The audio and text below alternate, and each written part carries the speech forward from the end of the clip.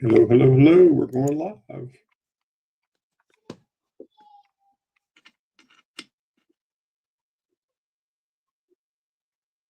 Even. Well, hello, everybody. Welcome in. Thanks for being here. Appreciate everybody coming in. Harlan, Felty, and Southern, welcome. Welcome. Good to see you. Thanks for being here. Welcome in, everybody. Make sure you hit that thumbs up as you come in.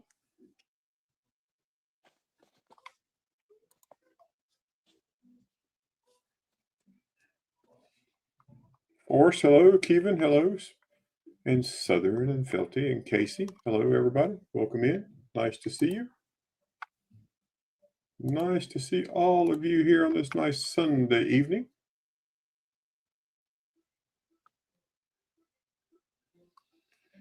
Somebody in the western United States is fixing to get a lot of snow. They've got 18 inches forecasted.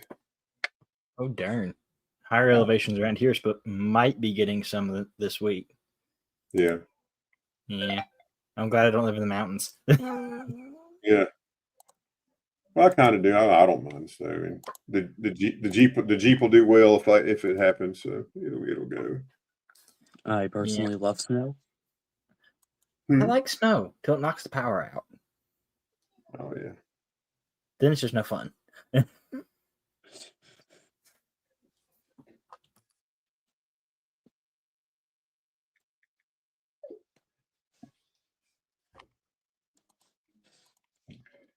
Welcome in, everybody. Hey, Joyce, how's it going? Welcome in. Thanks for being here. Really appreciate it. Just come on in. We got our mascot out. It is the Halloween season. Yeah, how did the parade go yesterday? Well, we didn't have a parade. We had townwide trick or treat.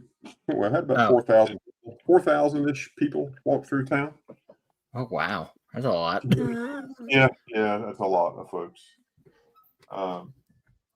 It was good. So they went from 4 o'clock until 6:30, and so it was good. Yeah, the chief of police and I we worked one crossing, and they were right in the middle of town together in case something happened. We're in the middle, so it was good. Saw a lot of people, talk to people, so it's always fun to do that. So yeah, that's good. This thing weighs 1 pound and 12 ounces. Made out of foreign coins. They just melted down. That's pretty cool. What you need to do is get somebody to make like a cane or something. Just put that on the end of a cane. Yeah, but it's just so almost 2 pounds. It's pretty heavy for that little piece. It's pretty heavy. Yeah, but if somebody comes up to you, just rock them with it. I was going to make a gear shift out of it, but it's just too big for the gear shift. But gear shift on. So, man, it's cool, isn't it, Joyce? Yeah. Got Sorcerer Stan gave that to me, so it's just one of those things I just keep. Not a big skull collector, but it's pretty neat. So, yeah, that's definitely cool. But if you do need knobs for shifting gears, I do have some. Here's one. Here's a little Daisy Red Rider. That's neat. And then I also have this one. Oh, that's an expensive one. Well, no, it's called a Conchco. It's a replica. It's not real. Oh, okay. I was about to say, that's a real one. That's a really expensive gift. Oh, yeah, that would be crazy to put it in there. But yeah, the guy makes these here locally, and they're for motorcycles, gear shift knobs for motorcycles or whatever you want. I think it's a 3/8 inch thread. Pretty cool, right? That would be pretty cool.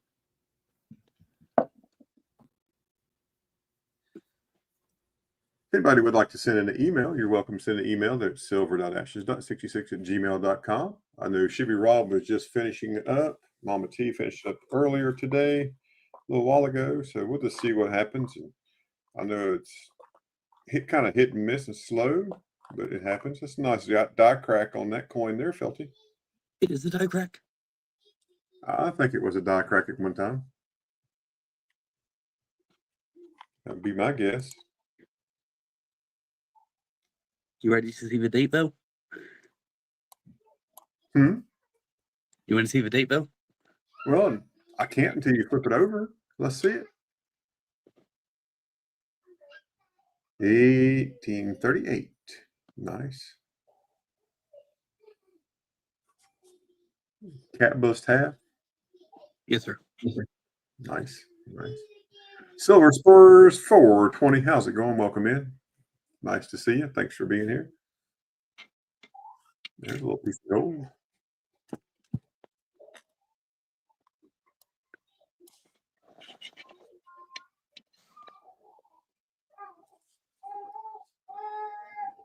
$1945 Dos Pesos. And a 14 karat gold ring setting.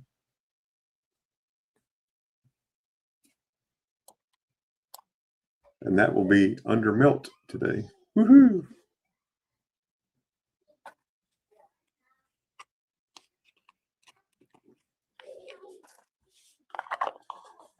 Get some more folks in here, folks. We just got started. Started at 6:30 here, so we've just been going just about 6 minutes. We'll get some more folks in here, and we will get started.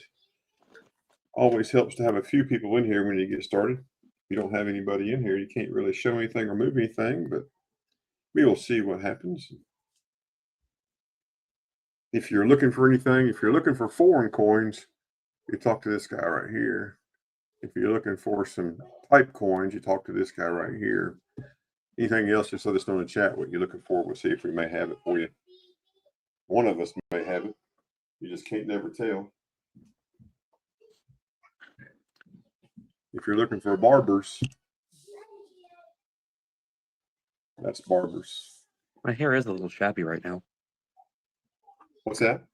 My hair is a little shabby right now, so.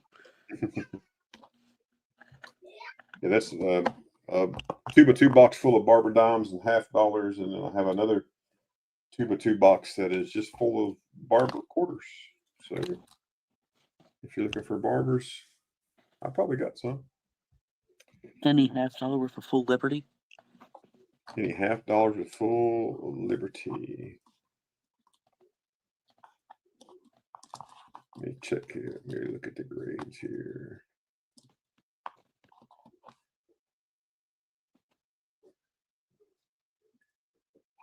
Need a barber half, a barber quarter, and 2 barber dimes that are nice.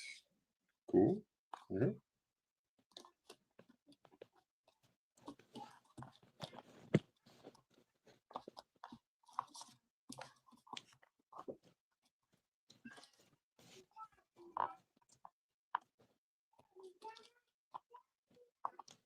I thought I have one here, Felty. Let's look here and see.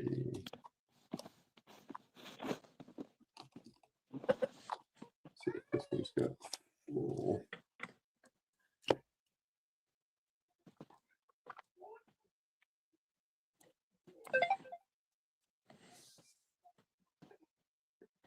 No. Especially not without getting super expensive. Just looking through here, I think most of the ones I have are AG up to VG. This is the one that's in my set. Mm-hmm. And I just want a little nicer one. I got you. I want one that matches my quarter. And actually, it's just easier to put it under a microscope. I realize. Hey, Mandy Candy, how are you doing? Welcome in. Hidden. Hello, my numismatic brother. How are you doing? Good to see you.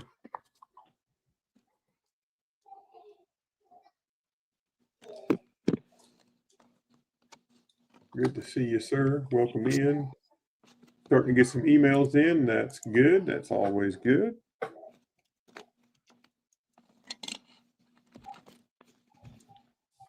And we also have folks here that are very well versed in coins and all sorts of things. So if there's anything you're got a question about, just let us know. And we will see what we can do for you.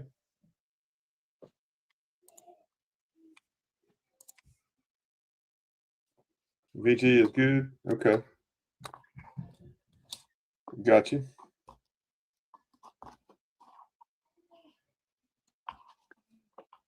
Let's see. I thought my quarter was better than that, but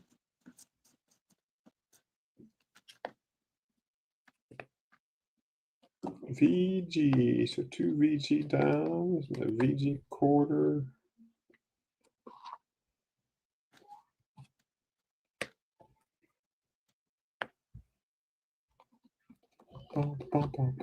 Everybody had a good weekend so far? Did you do anything special this weekend yet?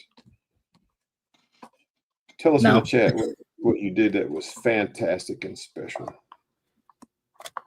3D printing a couple bookmarks. That's been about all I've done. Okay, well, that's something, right? Yeah, I was trying to print some of the trays I use at shows, the black trays for the 2x2s. Mhm. And for some reason, it'd get about 15% done, and the nozzle would like start fluctuating temperatures like crazy.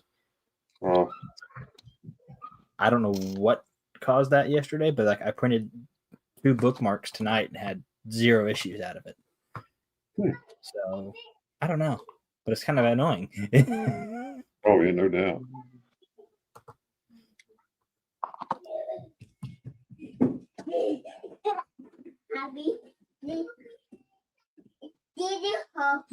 Well, babe. Yeah, right back.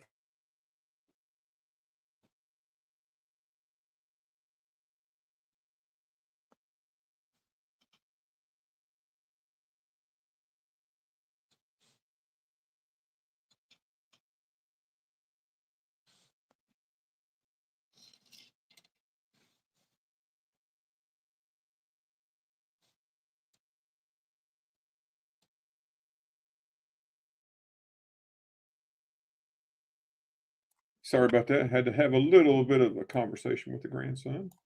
Rake the leaves. That's good. Rake the leaves is good.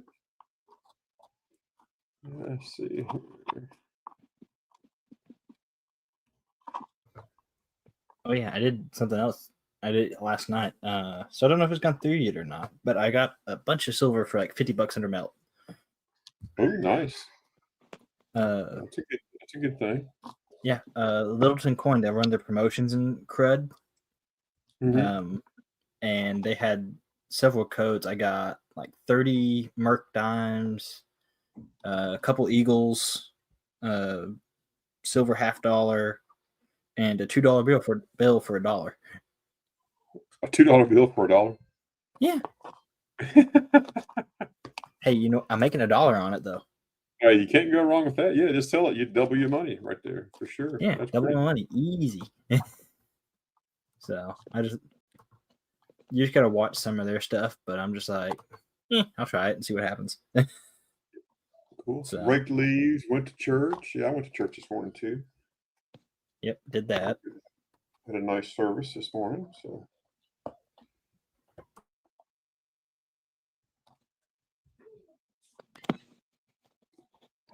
All right. Well, we got 13 people in here, so I think we're going to go ahead and get started. So here's our order for tonight. It'll be me, then Felty, then Southern, then we'll go to the emails, and then we'll circle back around and we'll just see what happens.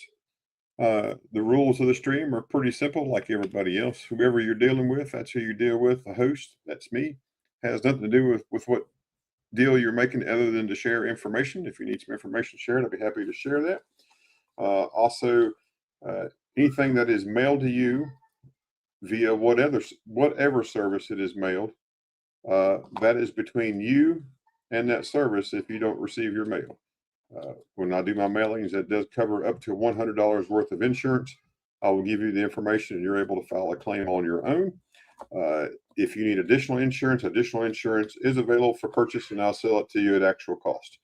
But if there's an issue with your mailing, it's between you and the service that we use. And I only use 2 services. I either use UPS, United Parcel Service, or I use United States Postal Service, USPS. But just wanted to put that out there ahead of time. So if you have an issue, I'll give you the information and you'll be able to deal directly with the service to find your package. So just wanted to drop that out of the way. And so there we go. So, all right. If you have any questions, make sure you put them in the chat. That's the way we like to do it. All right. So VG Barber Dimes. I'll show those to you first. There was a request for those. We'll look at these.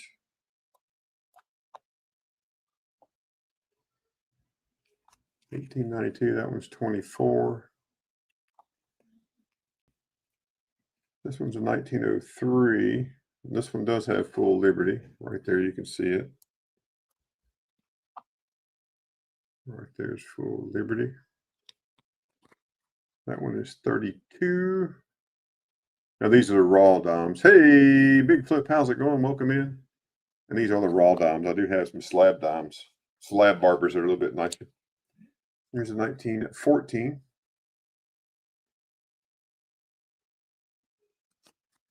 That one is $7, so more affordable.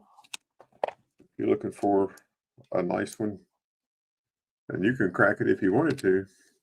It's entirely up to you. Here's an AU55 1907 barber dime. This is in a pillbox holder. One of the old early generation small holders from Anax. And this one, gray sheets for 90. I would sell this one for 85.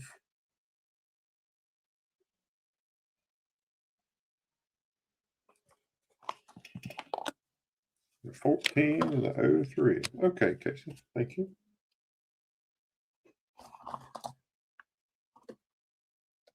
Put this other one up right over here in the box. There we go. And then Barbara half dollars.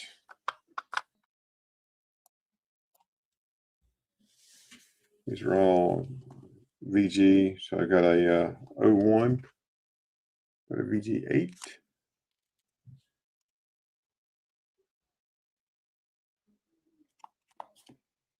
There's a 07, a little bit nicer. It's 30. Then I have a 1908 O. Wonder why they didn't use the N for New Orleans instead of O, or didn't use NO for. It'd been nice to have it no dollar, no half dollar on there. Wonder why they decided that. And this is the 080. It's 27. Well, O is a lot easier to engrave into a die than an N. That's my thought, anyway. Well, I would think it'd be just opposite because you're having to do that curve, right? So That's true. I don't know what to tell you on that one. I hear what you're saying. I don't know. Even you look at the letters and stuff there, I don't know. I guess by the time they were doing this, it's a little easier. That's why we have some in God we trust with the TRVST because they had a hard time with that U around the bottom, but obviously not here. But I don't know. Okay, Casey, I got that laid out for you. I'll see if we can't find you a quarter here now. Find you a quarter.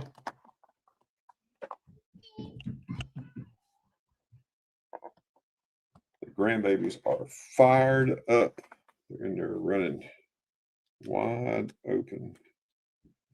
They've been in there decorating pumpkins. They bought plastic pumpkins and they're painting them on the kitchen table.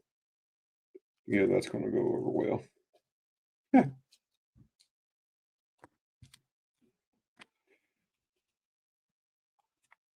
There's one so far. Still looking here, Casey. I can find you a little nicer one here. Or at least one that's similar to that. Most of the barber quarters I have are in the G range. There's another 08D, a little bit. Another one.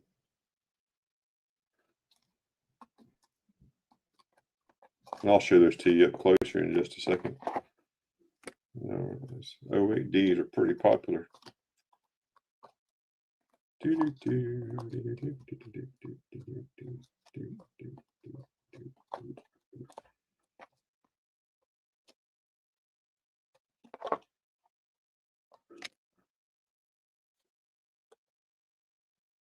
Hey, Vincent, how's it going? Welcome in. Nice to see you, my friend. Thanks for being here.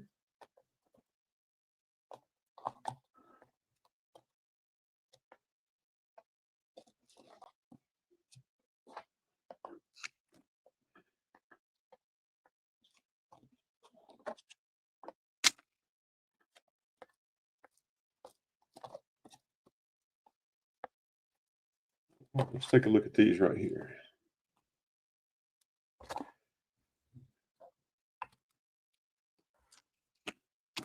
We'll do these in numerical order by year and by grade. Here's the first one. This is a 08D. Raise this up just a little bit, get just a little bit more light.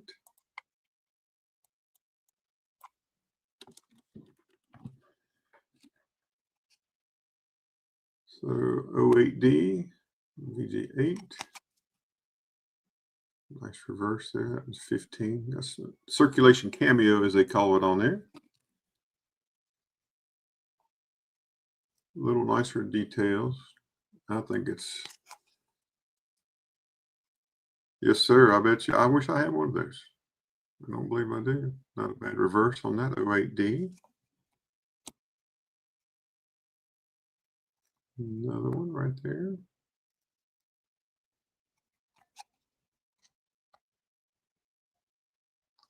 That's right, folks. Southern won't be here for the next 2 weeks. So if there's anything you want to get, you better grab it tonight from him.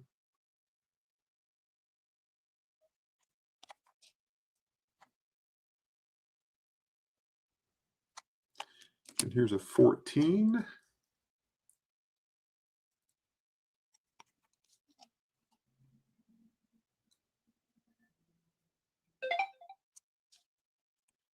Here's a 16D.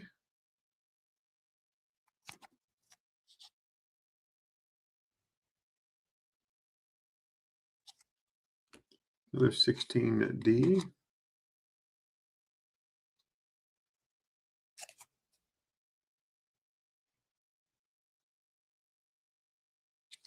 And the last one I have is this 16D. Got a little circulation cameo on it. Nice contrast. A little nicer reverse.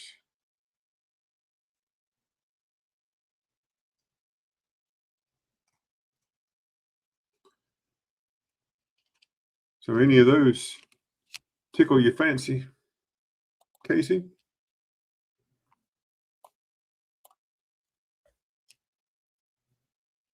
Okay.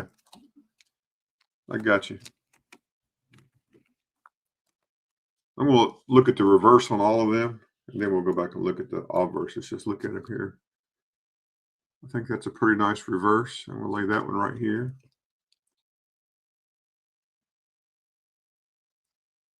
I think that one's a shade better. That one's not. It's missing too much details in the ribbon. Let me throw that over to the side. That's close.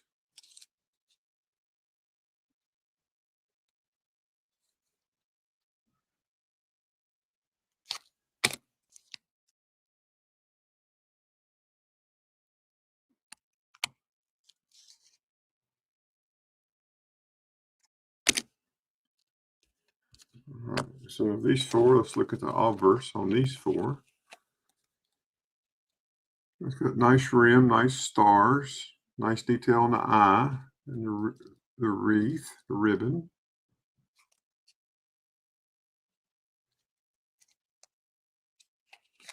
Let me fix this light a bit. There we go.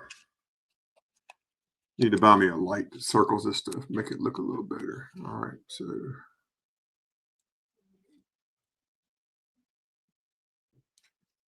of these two, I think that's better than that. Let's see on these two here.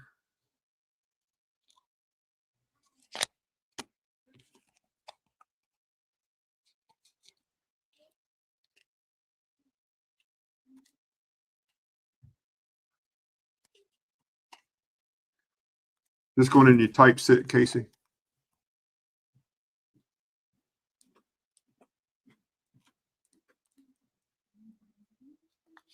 I think I would go with this one. Going in your typeset, it'll look a little better in the front. So that one right there. I got you right there, sir. Okay, got you.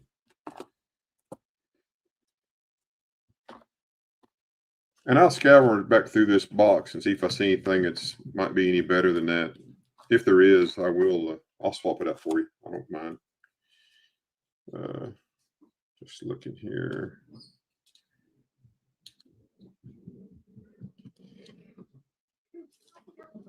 So I do have one of the semi key dates. I got a 15S, but she's pretty worn. It doesn't look as nice.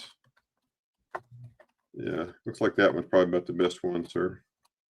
So we'll go with those right there. I think those are a good selection. It'd be a nice addition to your book for sure. Yep. On the barbers. Let's see. There's a 14. That's 41. 41. That's 73. That's 80. Let me double check. I think that's right.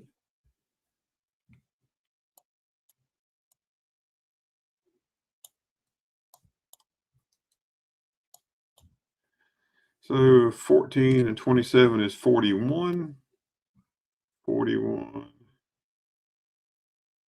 and 32 is 73 plus 7 is 80. We'll call that 78 plus $6 shipping. So just knock 5% off. So 84 total. Casey, 84 is the total with shipping for those four.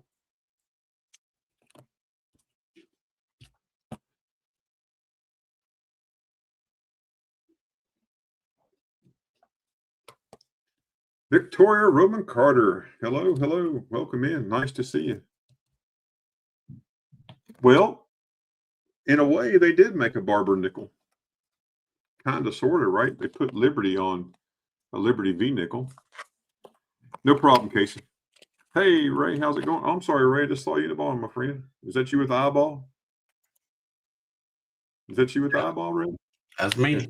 Okay, I was like, what in the Sam Hill is that? But they kind of made. There goes the neighborhood. They kind of made, the Liberty nickel or the V nickel with kind of a barber. Not exactly, but that's about as close as you can get. That would have been nice. Also, to have a barber cent, right? If you had a barber cent and a barber nickel and a barber dime and a barber quarter, been pretty cool. Been different for sure, right? How's everybody doing? Hope everybody's having a great evening.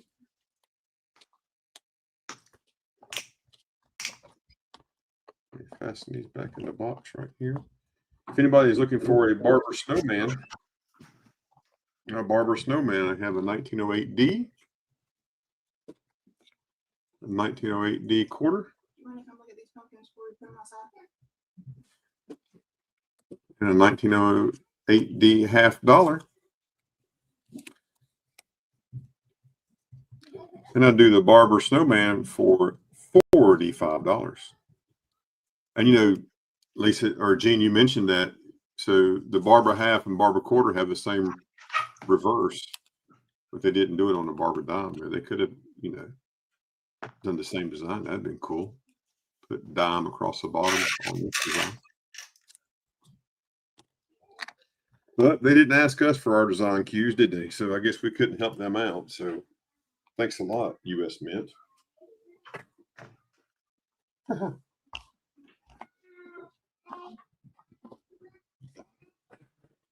Just make sure I put the lids back on the right boxes here.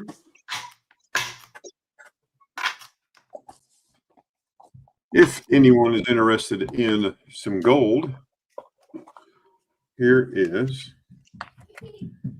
a 1945 2 pesos Mexican gold coin right there. And there's the reverse. 2 pesos. And it is set in a 14 karat gold ring sitting.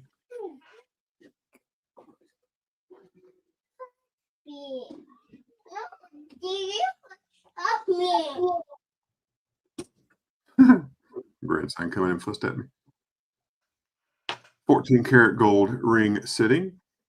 So the coin weighs 1.6666 grams is what it weighs. The total weight of this is 7 grams, and I'm sorry, 6 grams, and that means the 14 karat gold weighs 4.1334 grams. So we are asking $500. Melt value today on this is $516.33. So under melt, if anyone's interested, under melt, if you're interested. It is a size 8.5 to 9 on the ring. A wheat cent, Indian head cent, Lincoln penny fit perfectly in this. So that's what size it is.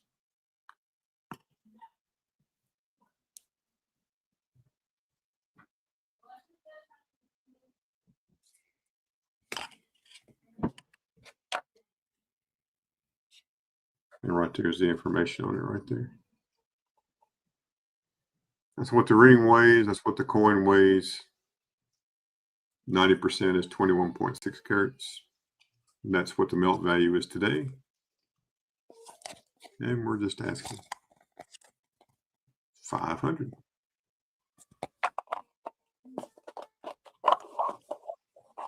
Be right back. All right. We'll be right here.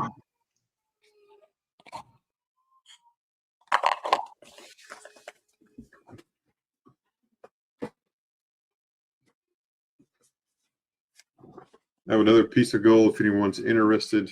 I actually have a couple, 2 or 3 pieces of gold, but this is the 2016 dime. The Centennial dime. If you're interested in that.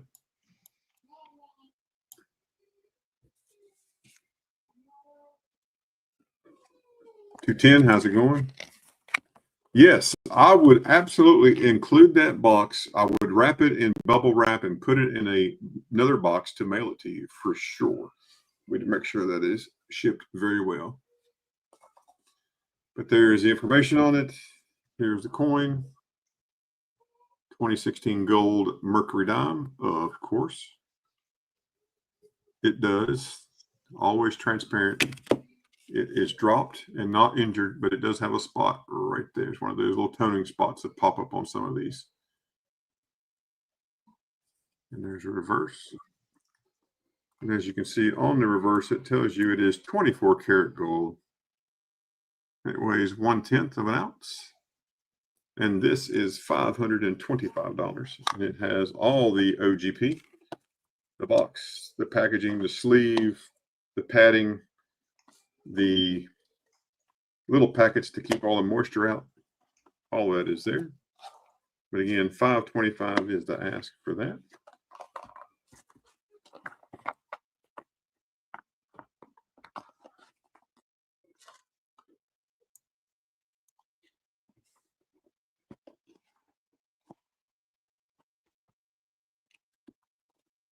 Yeah, right there. What we're asking right there. $525, only 124,000 minted on that.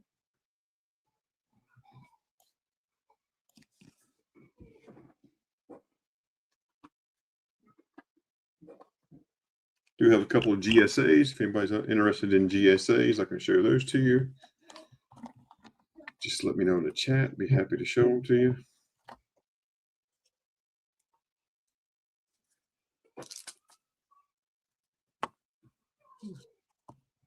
Some Barber halves.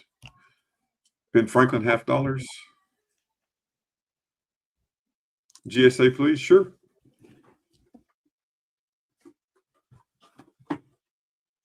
I have 2 of them. They both have their boxes. Let me zoom out here so you can see right there. They both have their boxes. Someone had put a sticker on this one, and then they tried to peel the sticker off, so it's got a little box damage right there. Here is the first one. There is the certificate that comes with it. These are 84 cc's. And this one is the uncirculated silver dollar. 1884.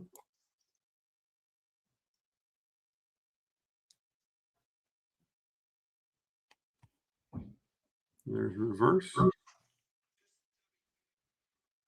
Okay. I'll just go ahead and keep showing while I got them out. But yeah, these are, thank you, Casey.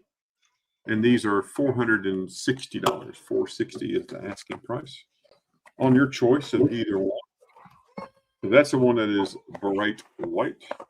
And then this one, there's the included information card with this one right there. And you can read all about that. And my little granddaughter is having a meltdown. So if you hear her crying in the background, we're not beating her. She's just having a tantrum. And this one is also in 1884. Now this one has toning on it. You can see the toning right there. And then the reverse is blast white. And it is the Carson City. Also 460. So choice 460. If you wanted both, do a little better. If you want to take both of them, we make you a little better deal.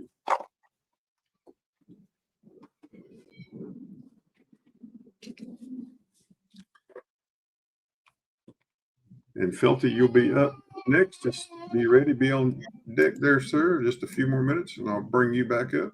I'll bring you up here. Here's a 1951 Benjamin Franklin half dollar. 18. You can be your own judge on bill lines. Here's a 52D.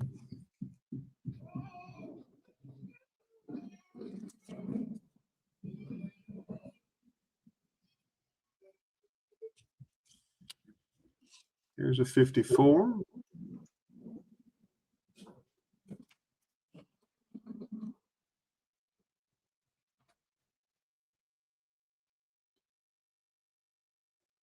See, Ben had wrote full bill lines on this one. I'll get you there so you can see it.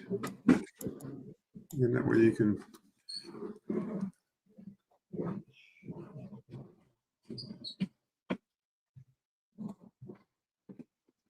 but with grading companies today, who knows what they would tell you. Sometimes they're all over the board. Here's a 54D.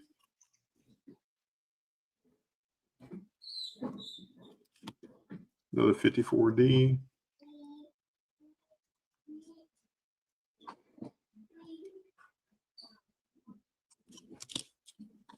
$59.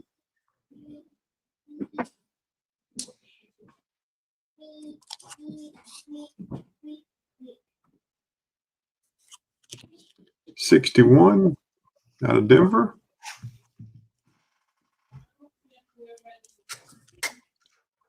City 63.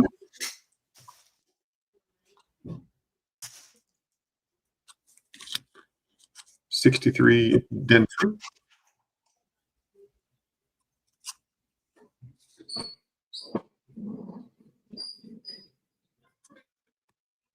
And another 63 Denver.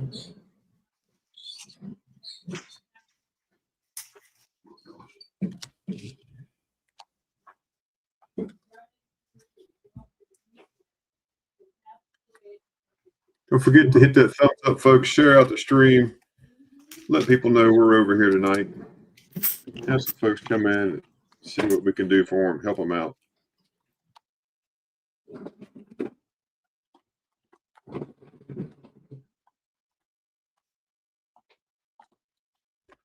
I'll show just 5 more coins, and then we're going to go on to Delta.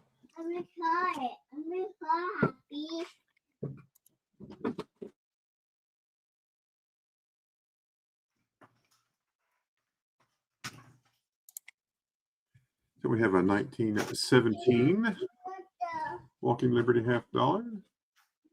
There's 23. Here's a 17S. Smash it hard. That's right, for smash it hard. There's a little S mint mark right there. 18.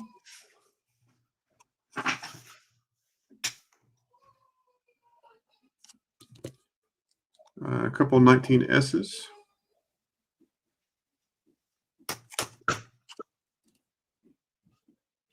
There's an S.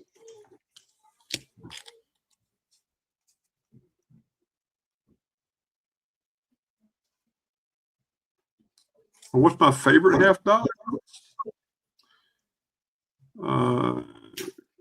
Do commemorative $50 count?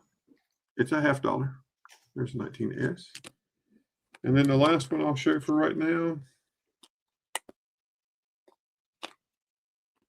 If commemorative $50 don't count, I'd say Cap Bust is my favorite $50. If commemorative $50 count, then I like the Daniel Boone. I like the Oregon Trail. I like the Antietam. I like all those pretty well. Here's a 1921 S.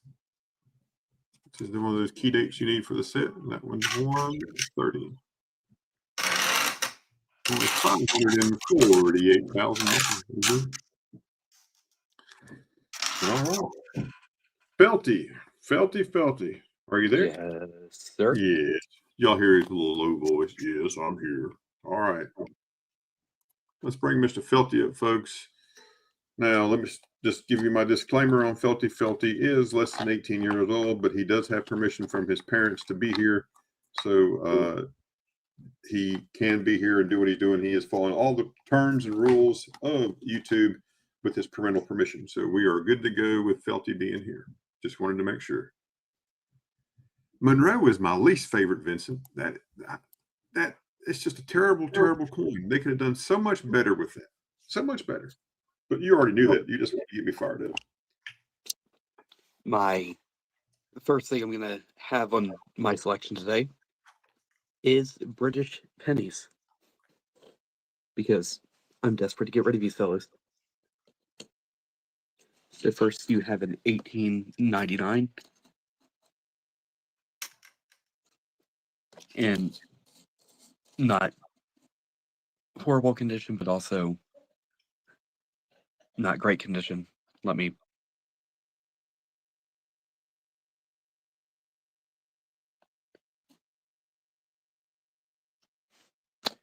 then a 1907 in really rough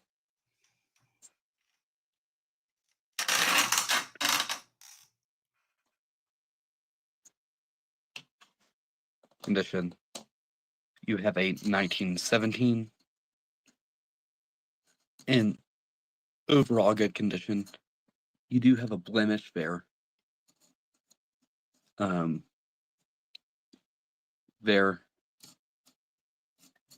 So there's little spots. But you have that on any coin. You have no details on the shield, so it's worse than I thought.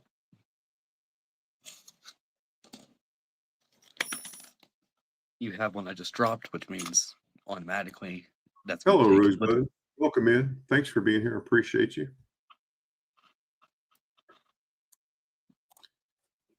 And don't forget to tell them how much they are and how much is your shipping. Well, everything that you do see here with these British cents or British pennies is a lot. I'm not going to break these up. They all come together. And if you want it to be plane shipped, it will be I think it's $480. And if you want it tracked, it will be $750. This one has major corrosion.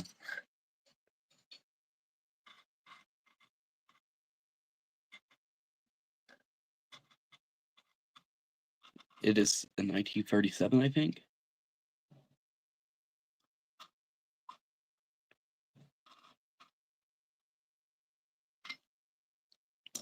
And the final one we have is a 1938. I do have an Elizabeth one, or an Elizabeth, sorry.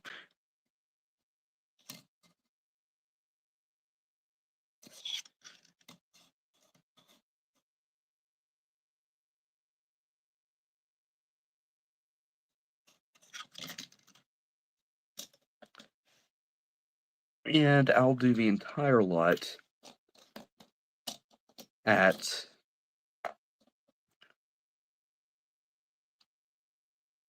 what seems fair.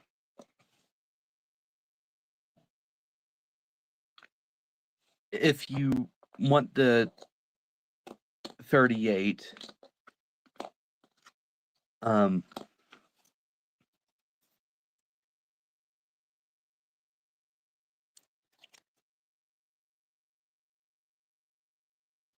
that's okay.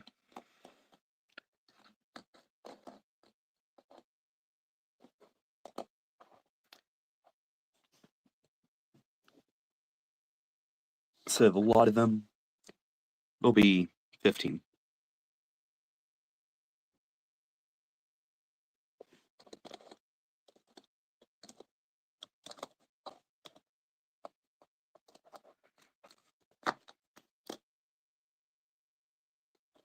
Or if somebody wants to make an offer. Or even a trade.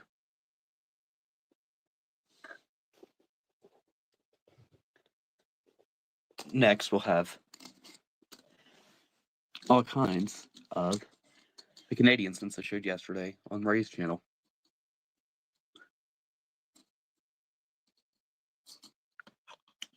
The first one is going to be a 1920.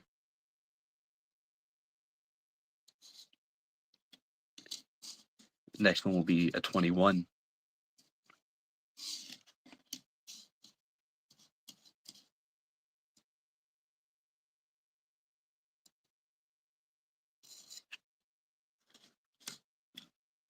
Then a 28.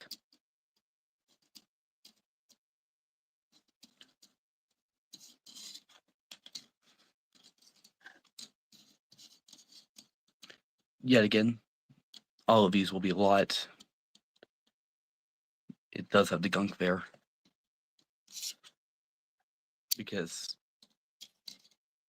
to ship an individual one of these would just be, and the way I ship, not very viable for me. A 1930.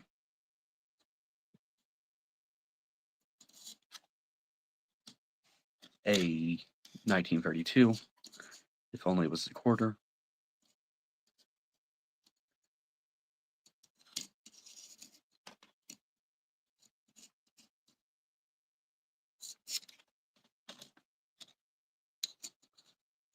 A 33,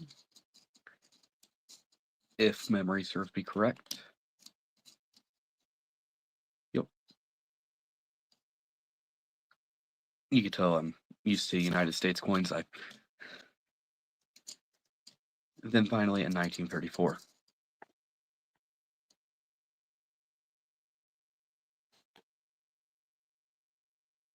And the entire lot of Wes these. Carr, welcome in, Wes. Thanks for stopping by. Appreciate you being here. And a lot of those will be 15.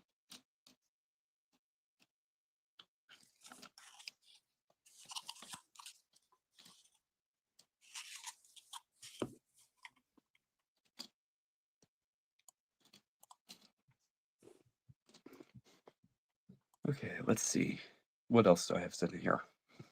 Yes, Kevin Rose is new. He is a new person here in our community, so make sure you treat him well. We don't want him to leave there hidden.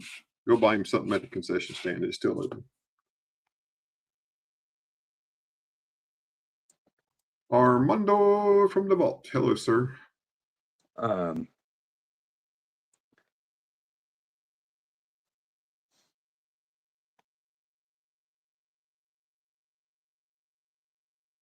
We have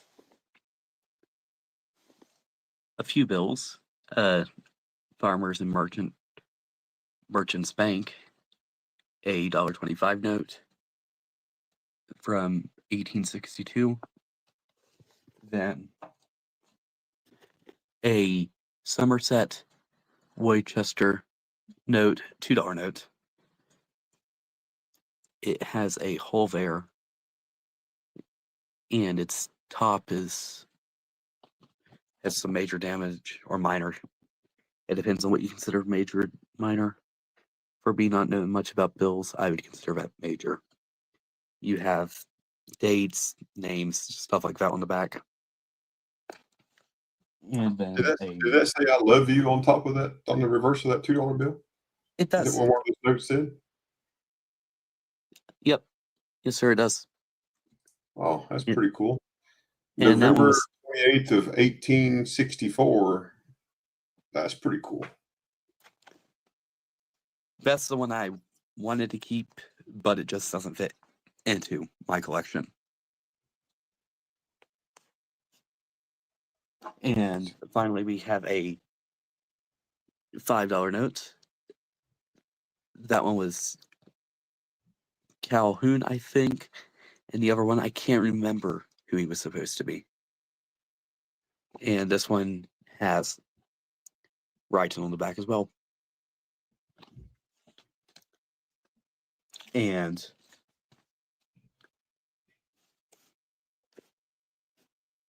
the $1.25 note, I think I wanted 50. The 5 was no, I have that backwards, sorry.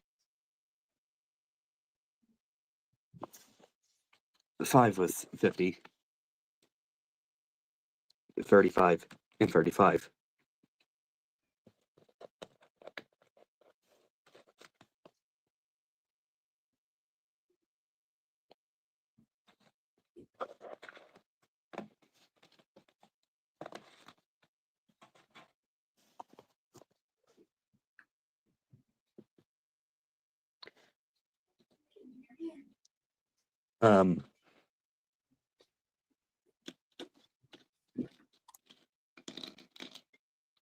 I have some BU dimes if anybody's interested.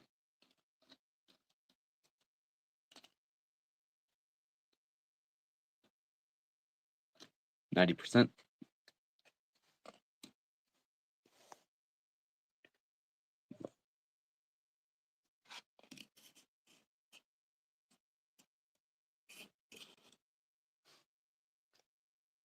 And whatever melt is right now, that's That would be $3.50 a piece. Melt is $35 face right now. because these really don't have major numismatic value.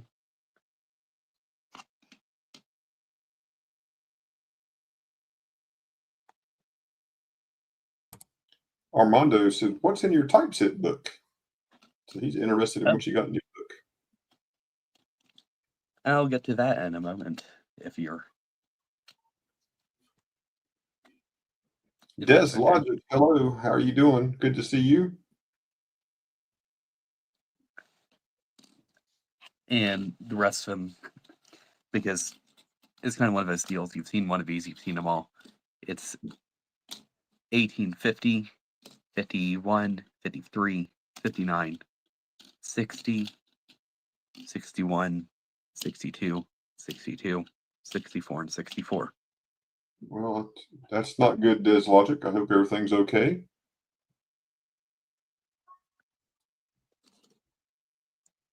And 350 each. Invisible River Ranch. What's up, sir? How are you doing? Welcome in. Nice to see you.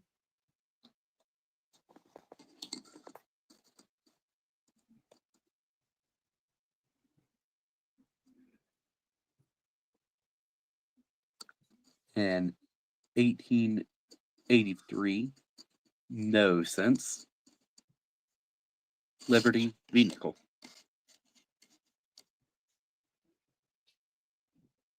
My personal favorite of V nickels, or any nickel. And that was going to be 10.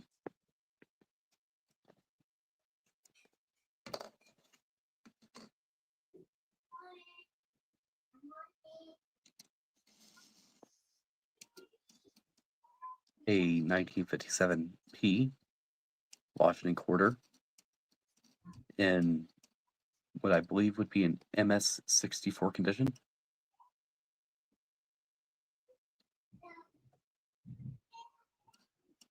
Or an MS-63.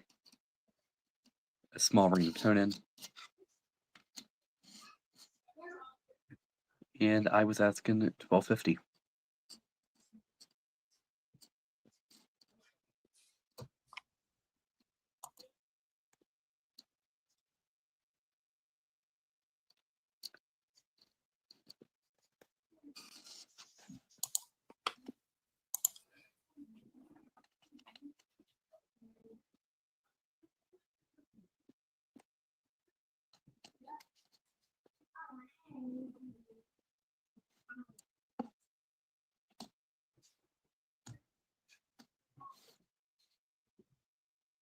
$19.27.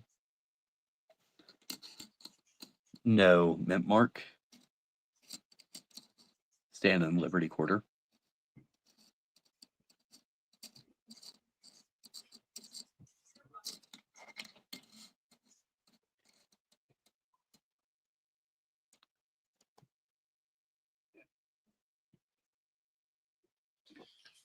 Silver spur. Don't you wish they were all 1970s? That'd be nice, wouldn't it?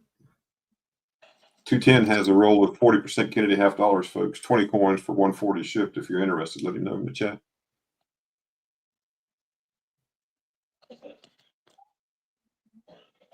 How much is that, Butte? That will be 10. $10. Yeah, that's a good year. That's the year my father was born, 1927. It was pretty cool.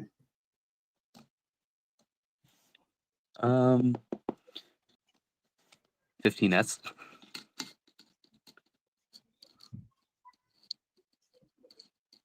Formerly in my typeset.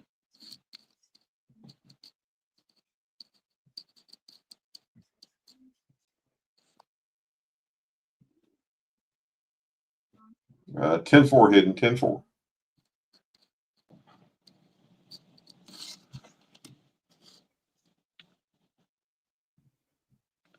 A small scratch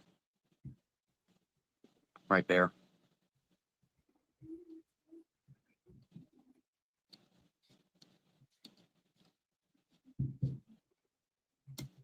And that would be 15.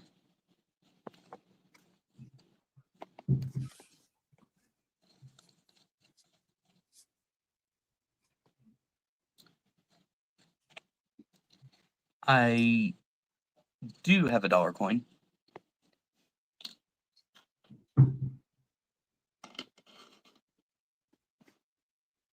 It's in a, I will say it does have that spot there.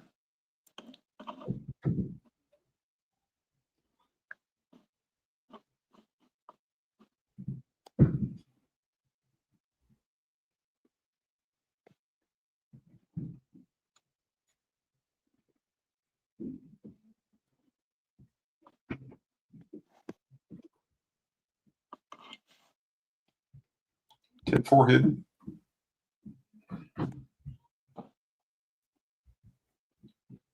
Nice ring of tone into it. I think it's an 88 O. That's an 88 Philly. Sorry. It may be good that he called the paramedics because he may be having a pointiatic arrest.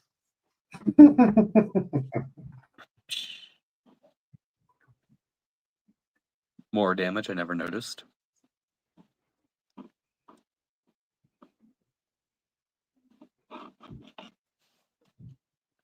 And that's one of those types of deals of just make me an offer. I really don't have a planned price for this one.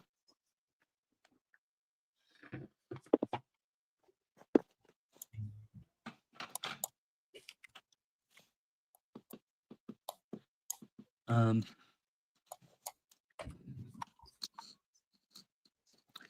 1946. Booker T. And folks, you heard him there on the 1888 Philadelphia minted Morgan. He said he'd entertain an offer, make him an offer, folks. Just never know. He's a nice new young collector. He's taking this money he's earning here and buying new coins. Do you have Venmo, Felty? I have PayPal. He's a PayPal person. I can figure out a Venmo if needs be. Yeah, it's in a nice capital holder. It's got some nice toning. It's an 1888 coin. And melt today is $38. Melt on that coin alone is $38. So now they're still en route. They're hidden. You guys know, come up a little better than the $1 and $2. Y'all know, you low ballers. Oh my gosh. Y'all better be nice to Felty. I've met the young man in real. He is a big young man. Y'all be careful. And shrewd. Sardonic. Yeah, yeah, I know it's true. We can get a hold of you now. We could probably outrun him, but Armando says buck and go that. I never said the price on the Booker T. Yeah. $19. I know, Armando. I know. I would do a little protection on Felty. I'm afraid his mom would whip me. So his shipping is anywhere from $4 to $7.50. Des Logic, $4 to about $7.50. The 7s if you want it, or 750s if you want it tracked. 450s if it's not tracked.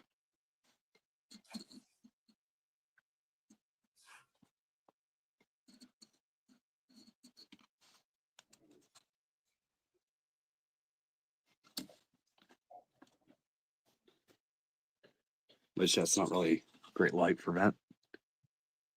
I hate breaking flips. And also my camera's dirty. 1925 Stone Mountain.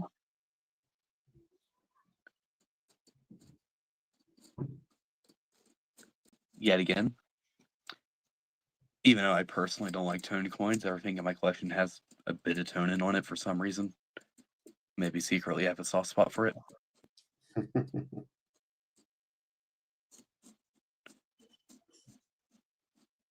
Used to be in my Type album.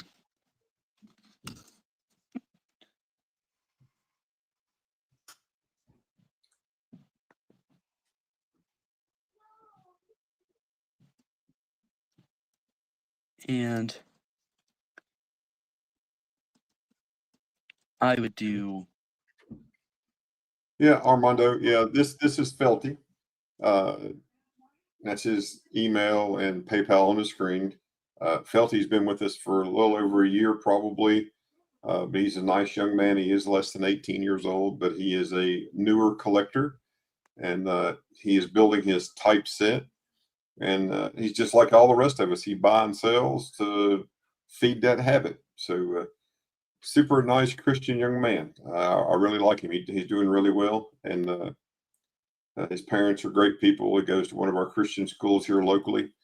Former student council president. Oh, the student council. Oh, Former. I didn't know he was a president. Oh, I was impeached. There we go. Didn't know that. So 210 says he would bend your Morgan in a capital holder for $40, but he only has Venmo. Okay. And that might be something y'all might be able to communicate with. He's a senior this year, right? Or No, junior? sir. I was held back a year. Oh, okay. So he's a junior this year. So 11th grade this year. 210, it is okay to email him. His parents said it was okay to email him, so you can email him at that Gmail account right there, and y'all might be able to figure that out. Right now, he takes PayPal, Des Logic. He takes PayPal. But yet again, I can figure out how to do Venmo. Yeah, if you can get that squared away, that would work. So we can make that happen. If you were going to take that offer, then we can make that happen. So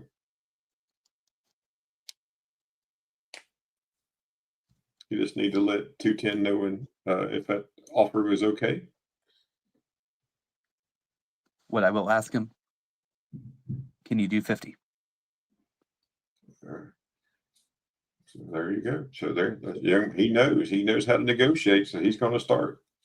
He actually is going to start working at a local coin store here in the near future. He's going to help out at with Mark Music out at Market Down. He has a little coin store. He's going to help there. So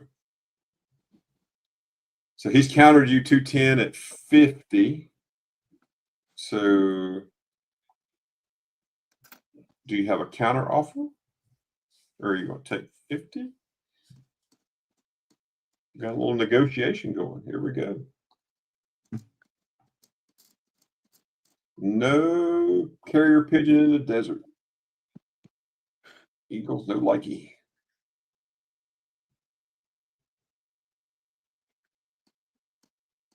Des Logic said he can do a round robin once you make a deal. Des Logic can take the Venmo and then he will PayPal you the money once y'all come up with if you can come up with an agreement. So what say you, 210? What do you think? He's offered it for 50. What are you going to counter with? Let's make a deal.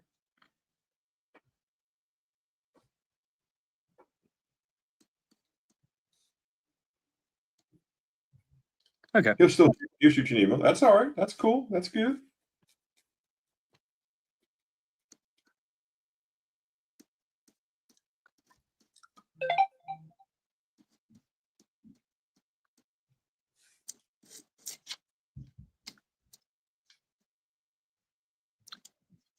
Yet again, if you ever change your mind, it will be somewhere's on my property. I can't say where. Yeah, shoot him an email. You can also make him another counter offer. Shoot him by email. You know how we all do. So he jumped up 10. You could come back down 5 and see where it goes. You just never know. How much on that Walker? Gene Anderson would like to know. I had 20 on the flip, but that was a few weeks ago, so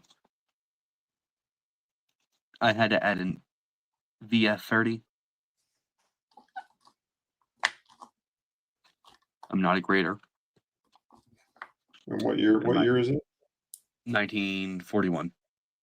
1941. But like most of my stuff, everything is make an offer.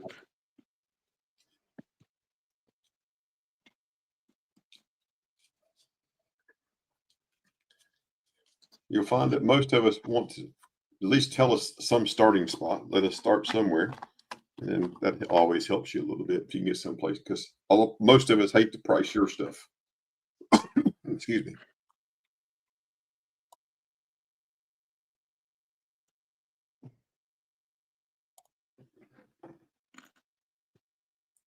And And was that the only Morgan that you had? the other one, I think so. Because I sold my other one. I had an 83.0, but I sold it the other day. You know, Armando, I might be your guy, depending on the price. That's what I'll say. Mine's getting worn. But you also have to consider the fact it's been to Florida, Maryland, Kentucky, Indiana. It's been all over the East. There you go, Armando. Felt he might be your guy. He might be interested in that. So. Because mine's beginning to get worn, but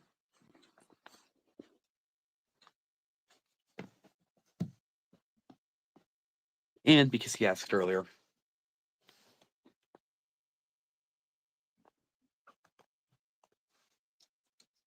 Anytime I get an opportunity to show this thing off, I take it.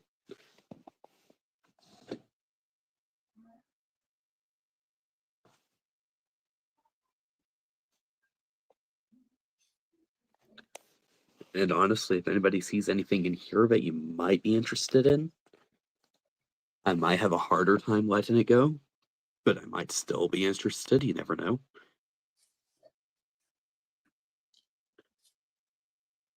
Yeah, Felty has a really nice, good start on his typeset book. He's only missing just a handful of coins. 9. He's got some really nice coins in there. So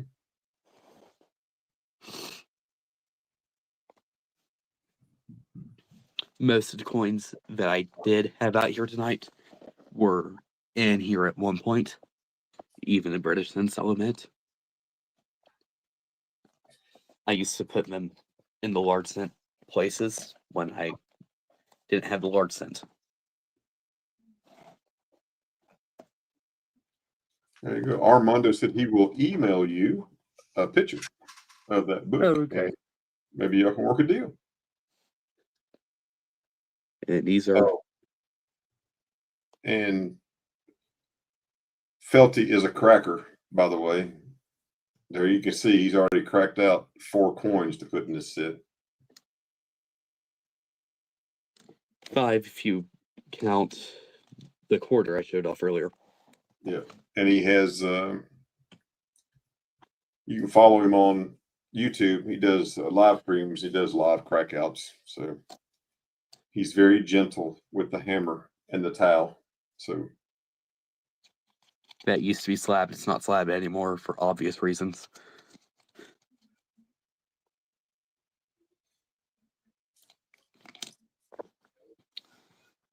Is that a jab? All the And so- expensive ones. and hopefully you'll get an email from when you get that email from 210. You'll be able to work something out. Hey, Moose Socks, welcome in. So, you got anything really, else? I don't. 26 likes. Yeah, I love it. That's awesome. Thanks everybody for doing that. I really appreciate that thumbs up.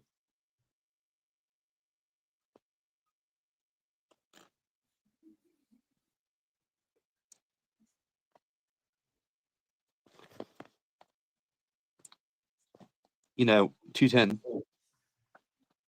Would you do 45 instead?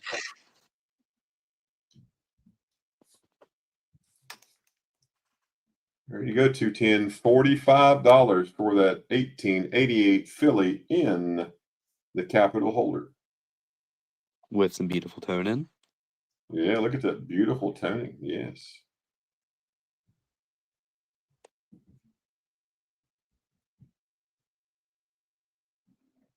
It's a nice blast white reverse. Toning on the front.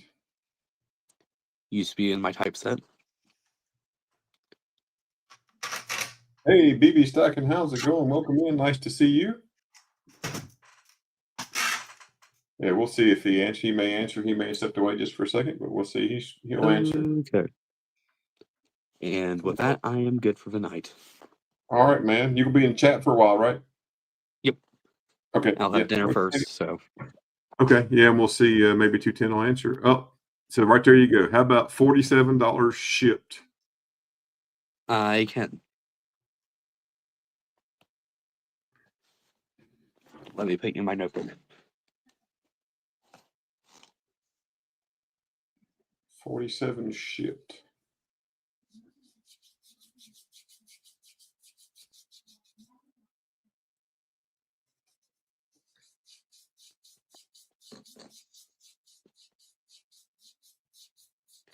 And you will want that tracked.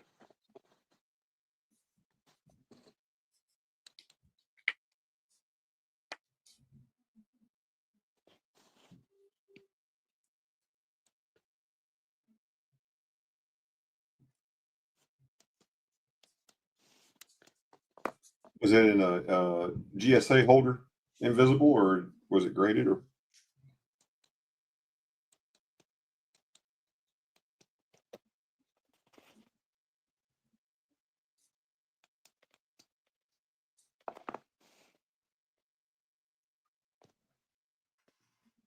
$210? Do you want that tracked, or can you just ship that out to you, mail it out to you? You want a tracking number? That'll help him make his decision there.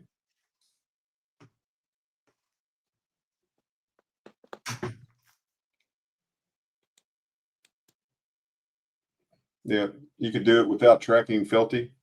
If that gets you closer, 47, and you could do your $4.50 shipping. Oh, That works.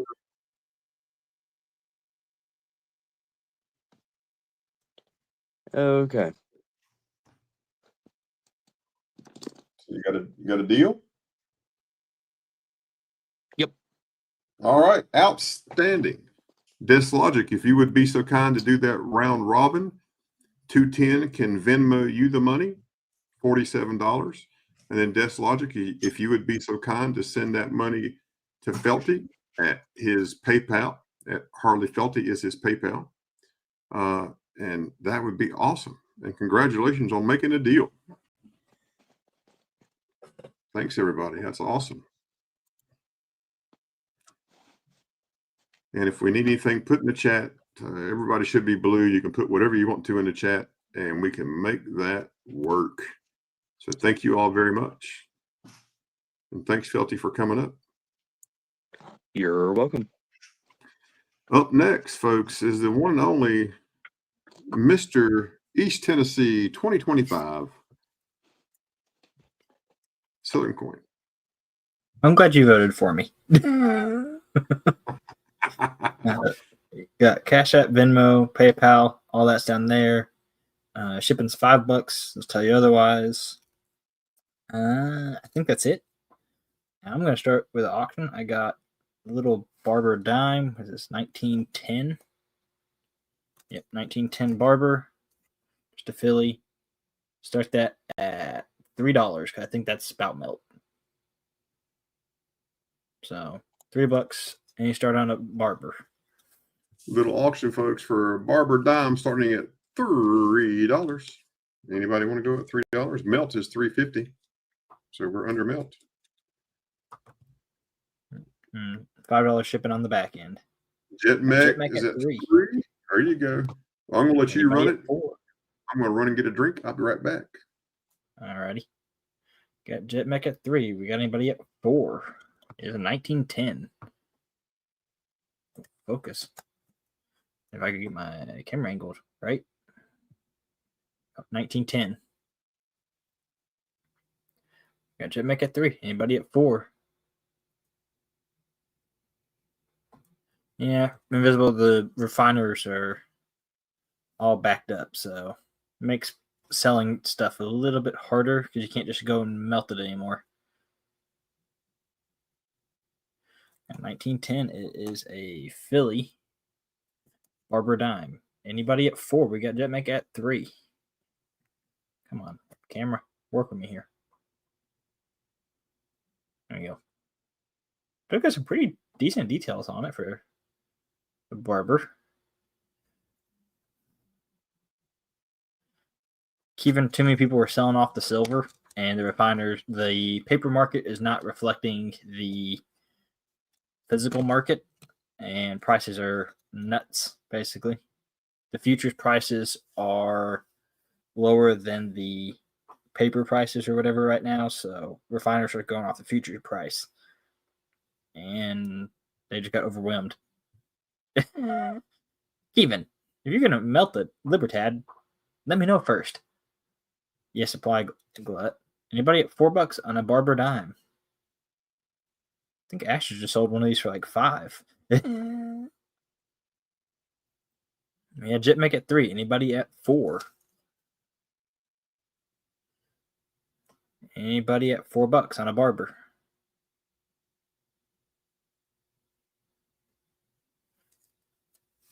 I don't know this logic. I'm gonna have to go back and rewatch. Anybody at 4? Anybody at $4 on a Barber? If not, I say just go ahead and somebody count it down. I guess Ray, if you want to count it down. I don't think Ashes is back yet.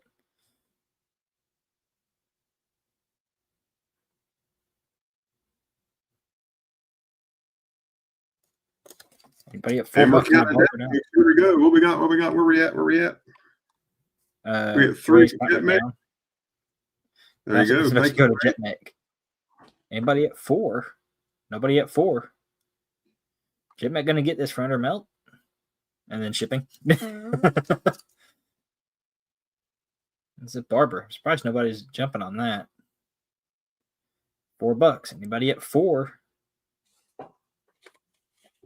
We're at Thank we're you, going Ray, for twice. counting Jetmec's up at here. 3.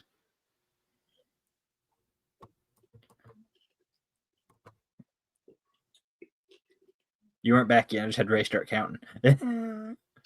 Oh yeah, that's cool, man. No problem. Jetmec's even helping. 1, 2, 3. Let's go. Yep. All right. Jetmec gets that at 3. I'm going to write that on the flip so I don't forget. All right. Jetmec at 3. Wow. He got that under melt. I'm shocked.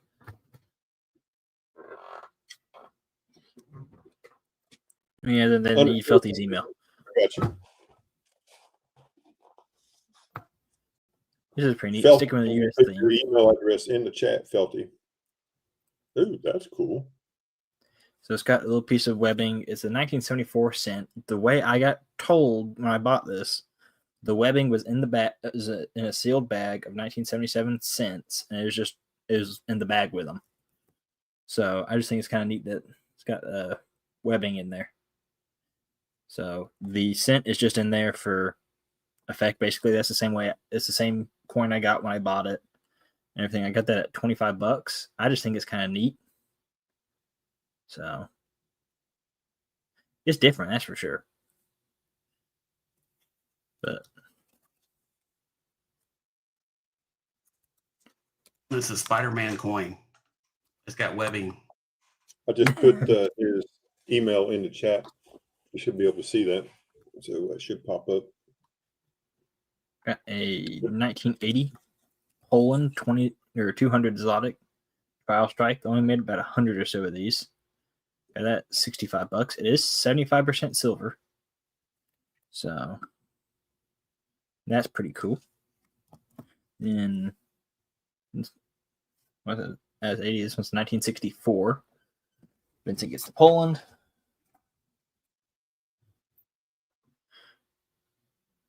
Keevan, I might have shoot me an email about them channel runs. I might have to take a look at those. That'd be neat. Yeah, this one's 1964 Poland. This one's a 10 zloty. This one's not silver, but it is a pattern still. Did you get This one's just clad. $45. I got Vincent's bin. He got the other Polish. 10-4. Yep, you're good. 1937 Poland. This one's also a 10 zloty. Zlotych. I don't know. I'm not saying that right, probably. 75% silver at $70. A little bit older one. I wish I had those patterns like what Vincent got. These, I had an opportunity to buy a bunch of them in like the Capital Plastic type holders almost. Like they were issued from the mint in like this style plastic. Had an opportunity to buy those when I was just getting started, but they were selling them for like $30 a piece. But when I only had like $100 a month to, buy sell stuff, $30 for one coin was a lot. So I didn't get any, unfortunately. I wish I had hindsight 2020. In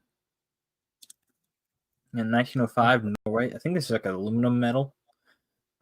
This is the 1905 dissolution metal, which is kind of neat. I had one of these where it was split. It was between Norway and Sweden. They were at 1.1 country and they split. So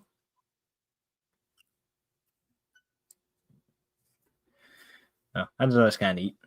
It's 1905, so I think that was the year that it actually happened. $40 on that. And then I'm going to try to go through some older inventory, just trying to clear space in boxes. End of the month, get rid of it. Some of this may be at melt or a little bit under. Yep. Vincent bought the split one, which is, I thought it was really cool. I actually had to cut that out of the mint cello it was in because it wouldn't fit in a flip. So there's too much information to put onto this little sticker. So you're going to see a bunch of these little white labels tonight, and they're either going to be close to melt, at melt or under melt. So we'll see. So 1972 Denmark 10 kroner. Move the 2 Poland out of the way. Put those over here so I don't get them confused or anything. Got a 1903 Hamburg 5 mark. Big coin, a little harder to get. It's not a Prussia 5 mark. $70 on that one. 1959 Austria 50 shillings. $35 on that one. Got a couple of 1 ounces here. This one is a 2022 Cameroon 500 francs. It is 1 ounce of silver. It's got the mandrel on it. $55 for that. Got like a baboon or something on it. Oop. You know, you're not supposed to drop things. Millennium Falcon 1 ounce, $60 on that one. Well, at least you 2021. didn't fall out of your chair, right? I don't want to talk about it. It's not something I wish to remember.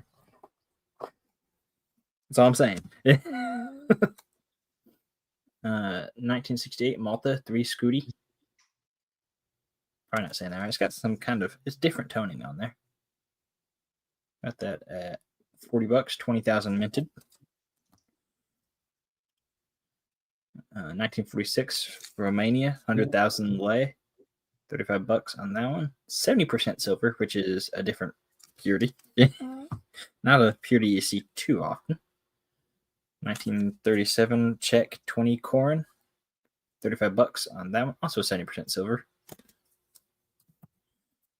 Somehow I have multiples of these. Been the Romania. Got it. I think I got another one of those floating around somewhere. At least that and probably another one from Romania. Another Denmark 10 kroner, $40 on that.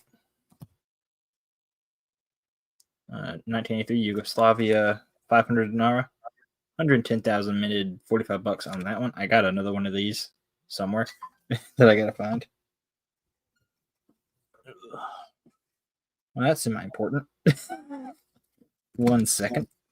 I gotta confirm that I'm gonna be at Knoxville on Saturday. Make sure that sends. I want to know I'm going to be there. It's a little awkward if somebody's at your table when you show up. 1964 Norway 10 kroner, $30.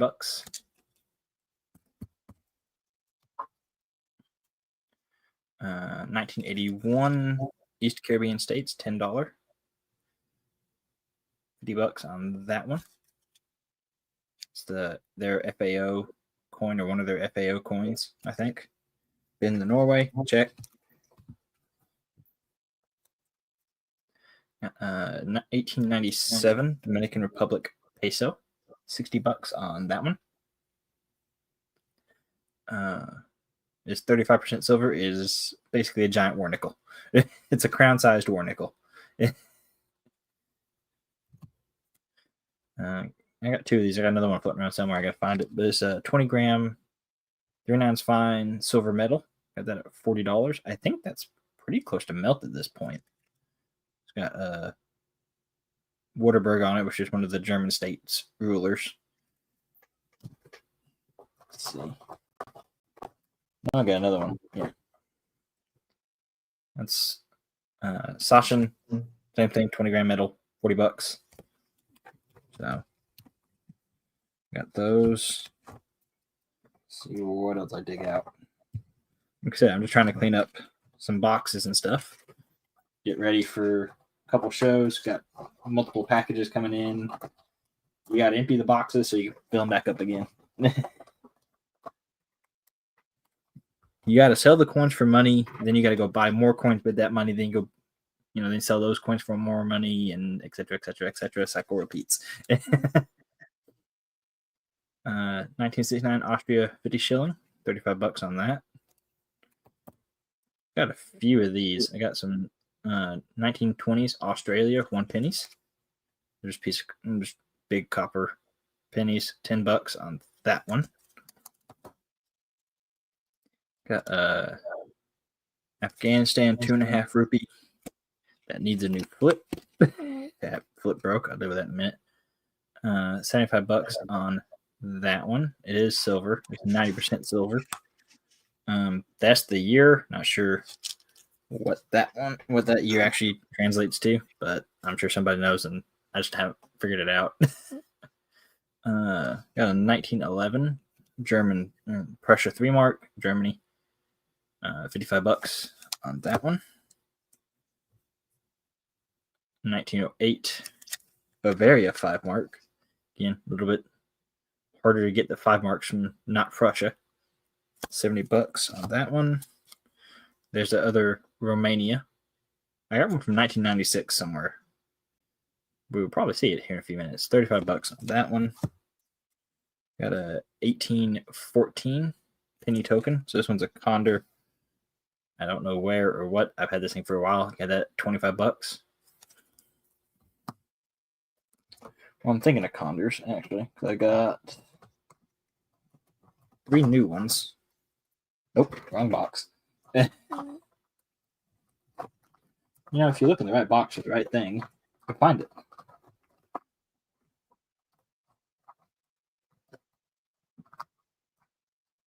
Moosox is in here, so show these real quick. This one's a 1794 Hall's Toucan. So this was like a exotic pet dealer, I think. Little half penny.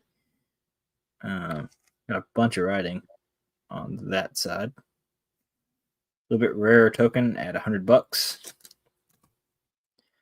1794.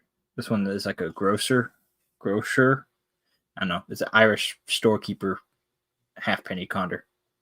And I got that at $65. And then 1794 Inverness, I think half penny Condor at $55. So there's some Condor while they're on the brain. 1907 Brazil, 2000 race. I don't know, $45 on that. You got a Panama Balboa that somebody made into a pin or something at some point. They cut it out, which is kind of neat. $40 on that one. If this was a whole coin, that'd be like melt.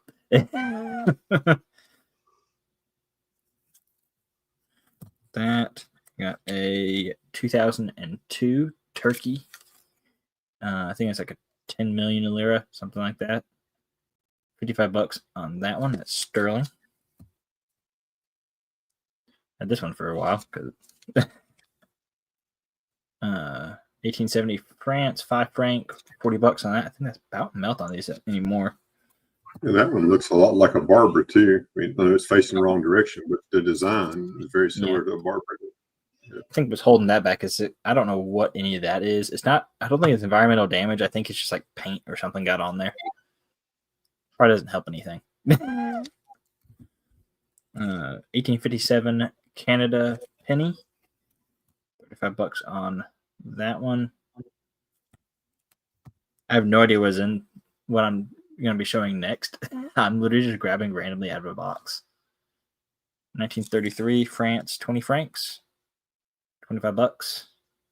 Kind of crownish size. 68% silver. 1937 Bulgaria, 100 leva. $25 on that. Flips are springy.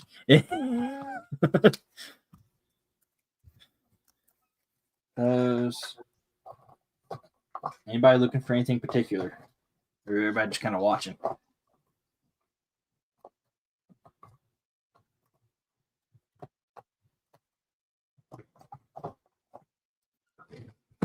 I'm probably just going to go down this one side of a double row box, and that might be it.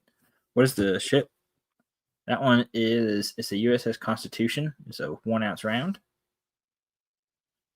I got that at $55. It's a little bit older, vintage 1 ounce. I got somewhere down the road. And you look these up on eBay, they're at around $55 to $60 a piece. I think. Got it, Vincent. Yeah, 1864 Russia 5 kopek. $35 on that. I'm thinking about it.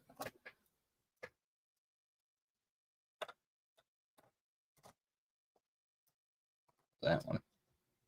That one. There's one of them. There it is. I get distracted while I'm going through the box, and then I'm like, oh, yeah, I got this. Got 1924 Russia 50 kopek. I don't have Vincent on real time very often, so I got to take advantage of it when I do. 1892 Netherlands, 1 gulden. That at 50.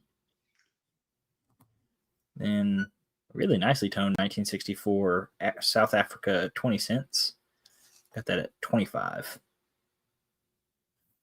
It's not often I have Vincent in real time, so you got to do what you got to do. If you're feeling expensive, this is the coin for you tonight. It's a 1929 German 5 mark. Or I think it's a 5 Reichsmark. Weimar Republic. Pretty low mintage, 120,000. I did it at $300. In the South Africa. Got it. So if you're feeling expensive, there's the coin for you. Yeah, a 1875 Spain 5 peseta. Got that at $35. There's a good chance that's under melt. There's a very good chance that's under melt. That's 90%. That's crown size. So, I need to stand for the Germans. I'm going to put that there so I can update pricing. 1914 Waterberg 3 mark, $30. I'm literally just going through the pile. 1963 Greece 30 drachma. $30 on that one. 1981 Haiti 50 gourds. I got that at $50. 1952 South Africa 5 shilling. $25 on that one.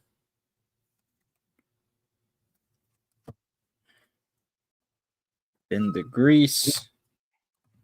Check. 1837 Portugal 40 race. Big chunk of copper. It's $50 on that one. I mean, it's like 5 kopek from Russia. It's chunky. It's not real big, but it is a lot of copper. It's got some pretty good weight to it. Let's see. 1892 Dominican Republic 10 pesos. Not 1982, not 1892. 1982. $50 on that one. That one's sterling. Yeah, golf courses require a lot of water and a lot of more maintenance than you think. 1871 Prussia Thaler, $90 on that one. Gold prospecting definitely takes a lot of water. If anybody's looking for anything, let me know. I'll dig it out real quick if I got it.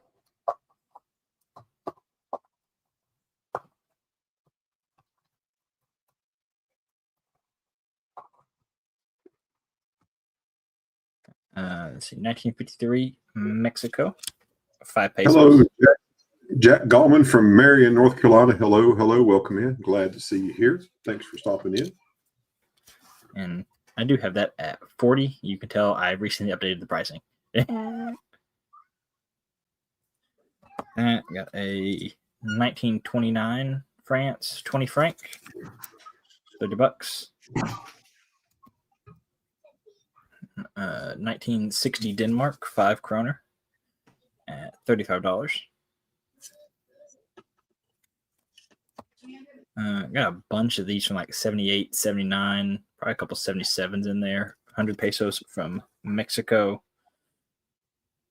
$40. Crown size silver there.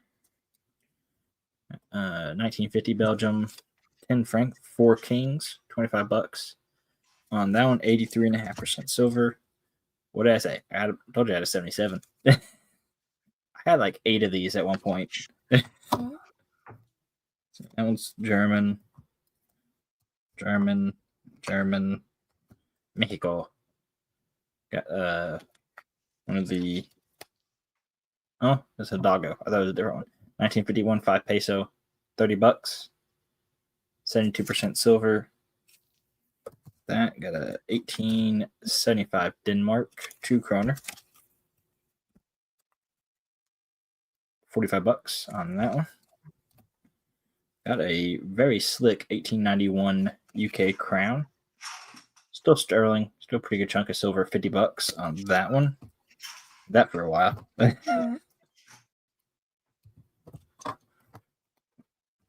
Almost done. I think I got like one more handful of coins and then that probably will be it.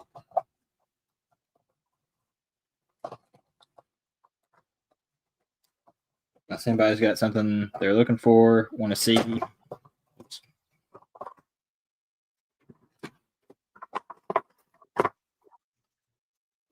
Knock a tube of stuff over.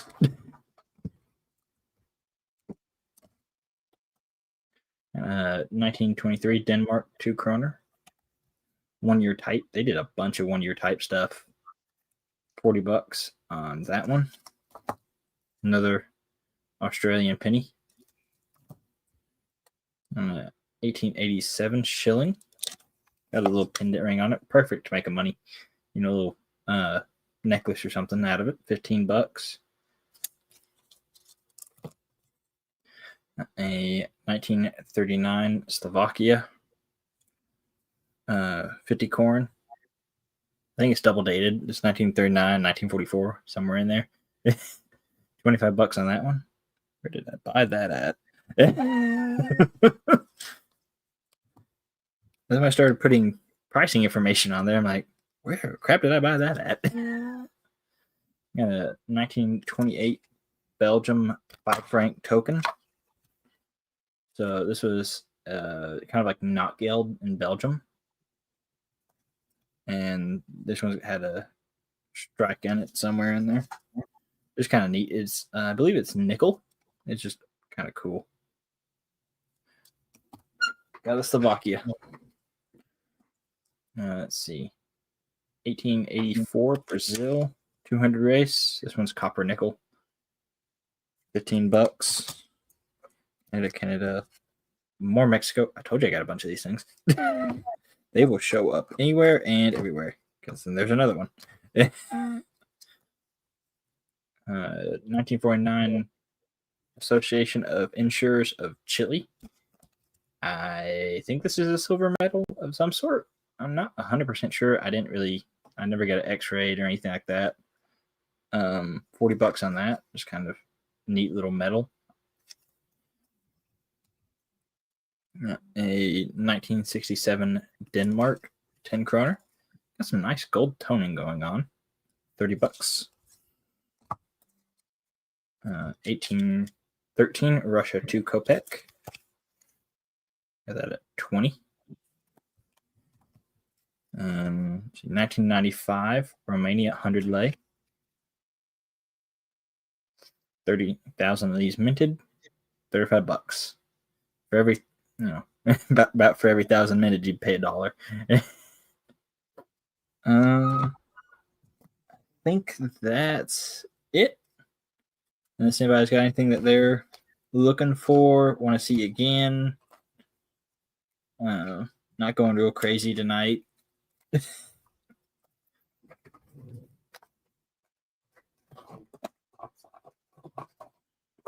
All right. Well, thanks for coming up. Appreciate that. I'm going to let Ray go next, and then I'm going to do the emails right after Ray. So, Ray, you're up next, sir. Wait. Clear my voice there. I had to go to the doctor today. All right, so this is a 2012. And that little circle is actually on the this case, not the coin. Asking 60 on it. That is a 2012.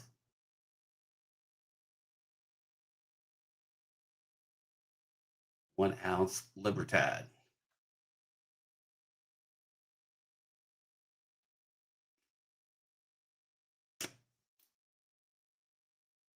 $2012. I do have 5 Mercury dimes. And I would do that.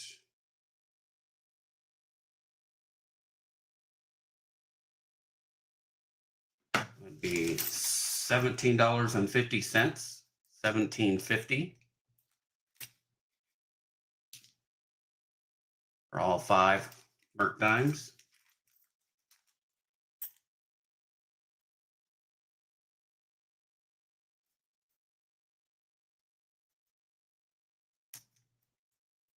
$17.50.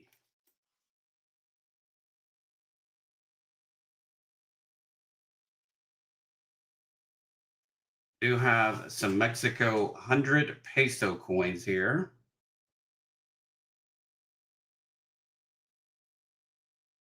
One is from 2004. They do have over a half ounce in there of 925 silver.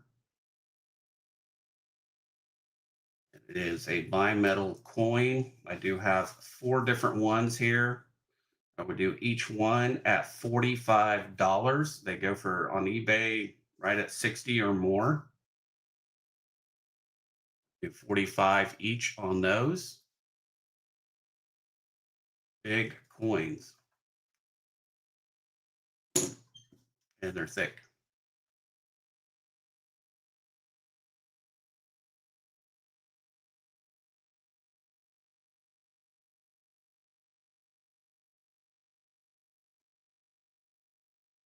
And I've got one album for these. I'm trying to find another album for the earlier ones. I have like 2006 and up, but I need 3, 4, and 5. 2003, 4, and 5 album for these.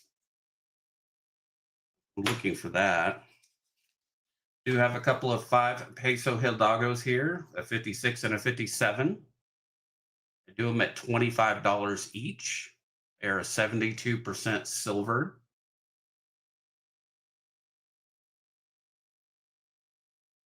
$25 each.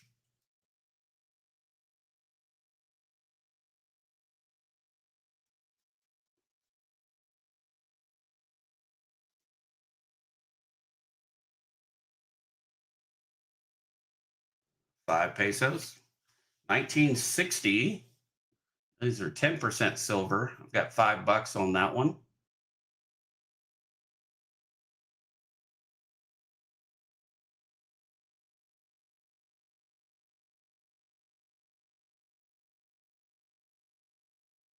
What's up, Moose Sox? How are you, brother?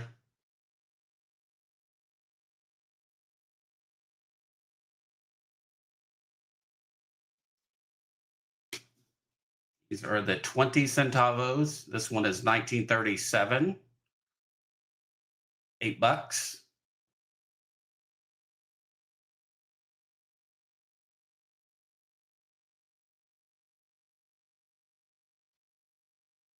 This one is a 39, also for $8. Yes, I got it, Moose Ox. Thank you so much. I love it, love it, love it.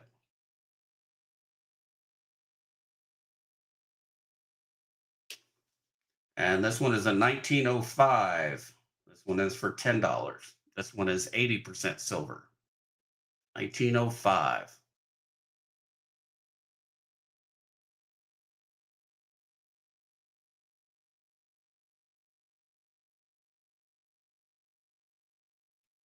And then I have a bunch of quarters. I got these marked at $10 each. They're all silver.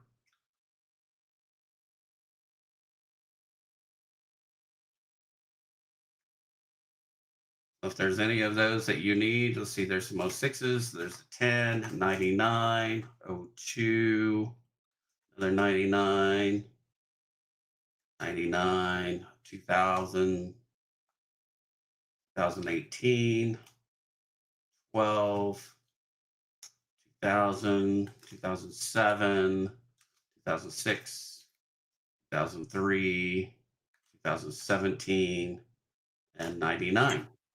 Hey, Dandy Dave, how's it going? Hey, Dandy Dave. So these are $10 each. There is a total of 1, 2, 3, 4, 5, 6, 7, 8, 9, 10, 11, 12, 13, 14, 15. There's a total of 15. If you're interested in silver quarters, total of 15 of them there. I got you, Vincent, but I have not seen the email yet. Just whenever you want to send me more. I also note that on the tags here as well. That LIZ, the L itself, this. I'm willing to sacrifice this one.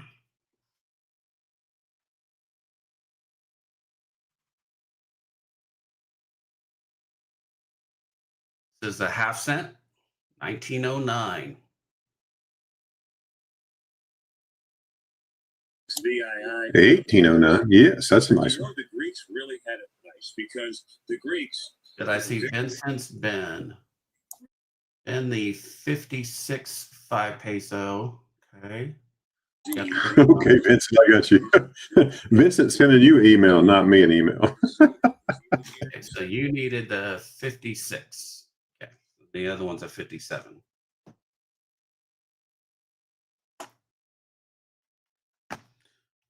Yeah, I was just looking at the very difficult album to get here.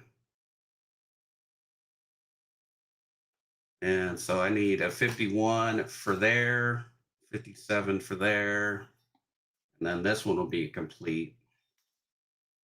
And then the 54 is your key date, so which is very tough to get.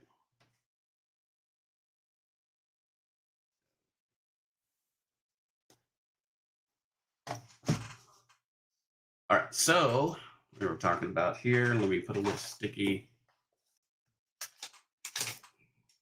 here. $5. That was to Vincent. And Vincent says, "Hey Ray, do you have Georgia, South Carolina, or Virginia silver quarters?" Let me check here.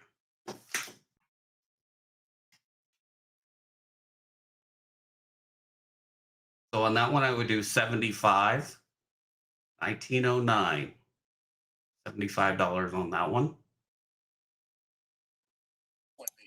And he really means 1809, folks. 1809, yeah. Yeah. Delaware, Hot Springs, South Dakota, Pennsylvania, Arkansas, Nebraska, Utah, Massachusetts, South Carolina. There's SC. There's that one. And the ones you needed were Virginia and Georgia. There's Georgia. And looks like the only one I don't have is Virginia.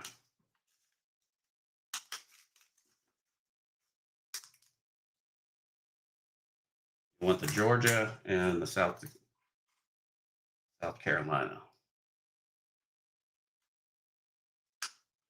Take the SD2, South Dakota.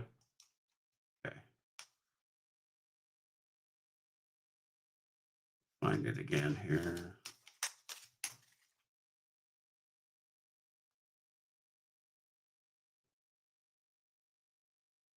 There it is. Okay, SD. Gives you 3 of them anyway.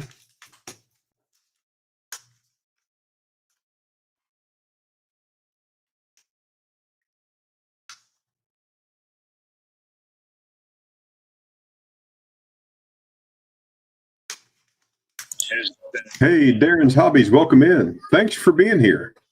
So just let you know what we're doing here. We bring different people up on the panels, and then we bring emails up, and people buy, sell, and trade. numismatics, and it's a flea market day. So about anything they want to bring up to sell, as long as it's legal by YouTube standards and where you're at, we can do that. But again, thanks for coming in. Don't forget to hit that thumbs up. And while you're at it, go ahead and hit the subscribe button. But thanks for being here. So I think this one is just the plain normal 1909. Not one of the varieties, the 9 over the 6 or the circle in the O. There are 3 different ones that they have in the Dansko. I think that's just the regular one. It's asking 75 on it for a half cent.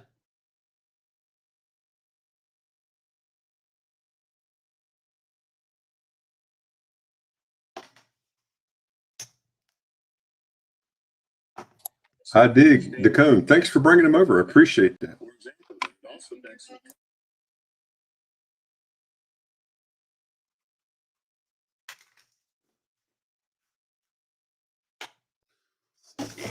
I'll be right back, Ray. Just keep going. Be right back.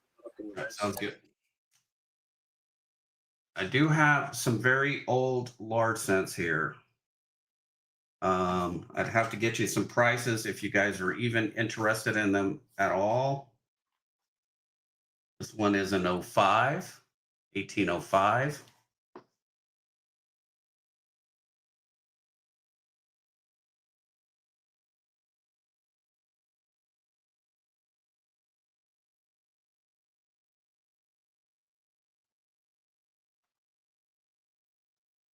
One is a pretty early one, 1796. Liberty cap, flowing hair.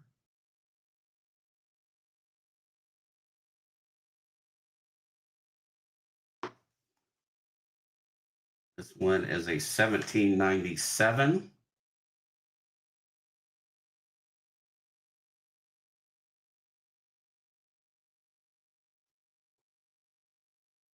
These are just some of my extras. I just keep the oldest ones. That's an 1807.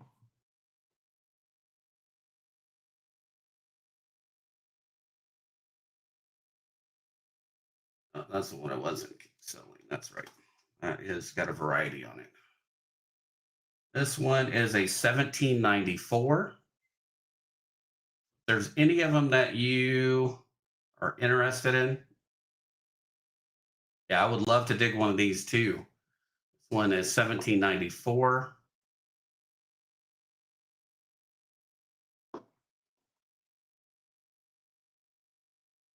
And then this one is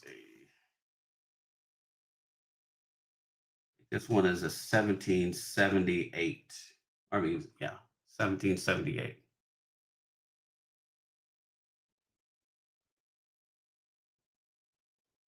Some pretty old ones there.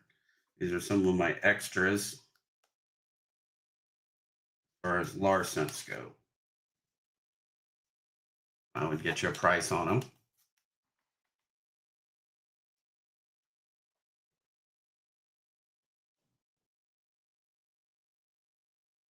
Well, that one was the 56, Ben.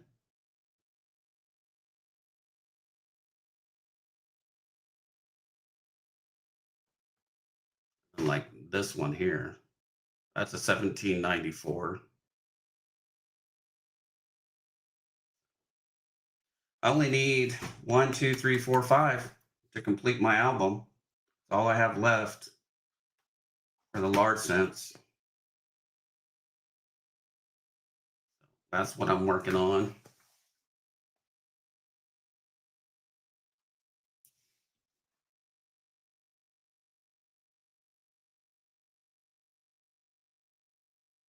there's any of these you like.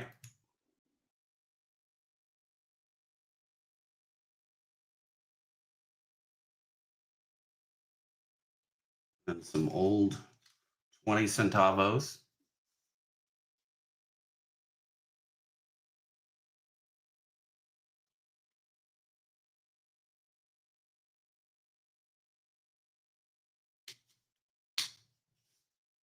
Yeah, they're like casino tokens. Yeah, they're bimetal, but these are coins.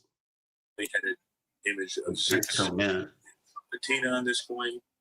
Really nice value. This is you guys are making me. Thank you very much. I appreciate it. Hey, Bittman is in it. He's in Got it. lots of quarters if you guys are interested in those. By the way, Taylor has been asking for these things. So Massachusetts, Utah, this one Arkansas, later tonight. Nebraska, Pennsylvania, So very nice one.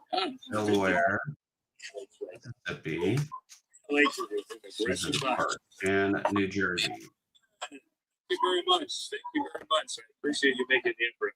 We'll get you this one as well. We'll get you the write-up at the same time too. Push that back over here. And then I still have the dimes, and we've got the Libertato. Some of the history. With us. Libertatas, yes, Libertatas. Remember. What year's Merc Dime? Merc dimes. There's this kind of a mixed bag. I think they're all 40s. I believe they're all 40s, 41, like 42, 43, 44, and 45 is what's in here. They're all just 40s. There's 5 of them in there.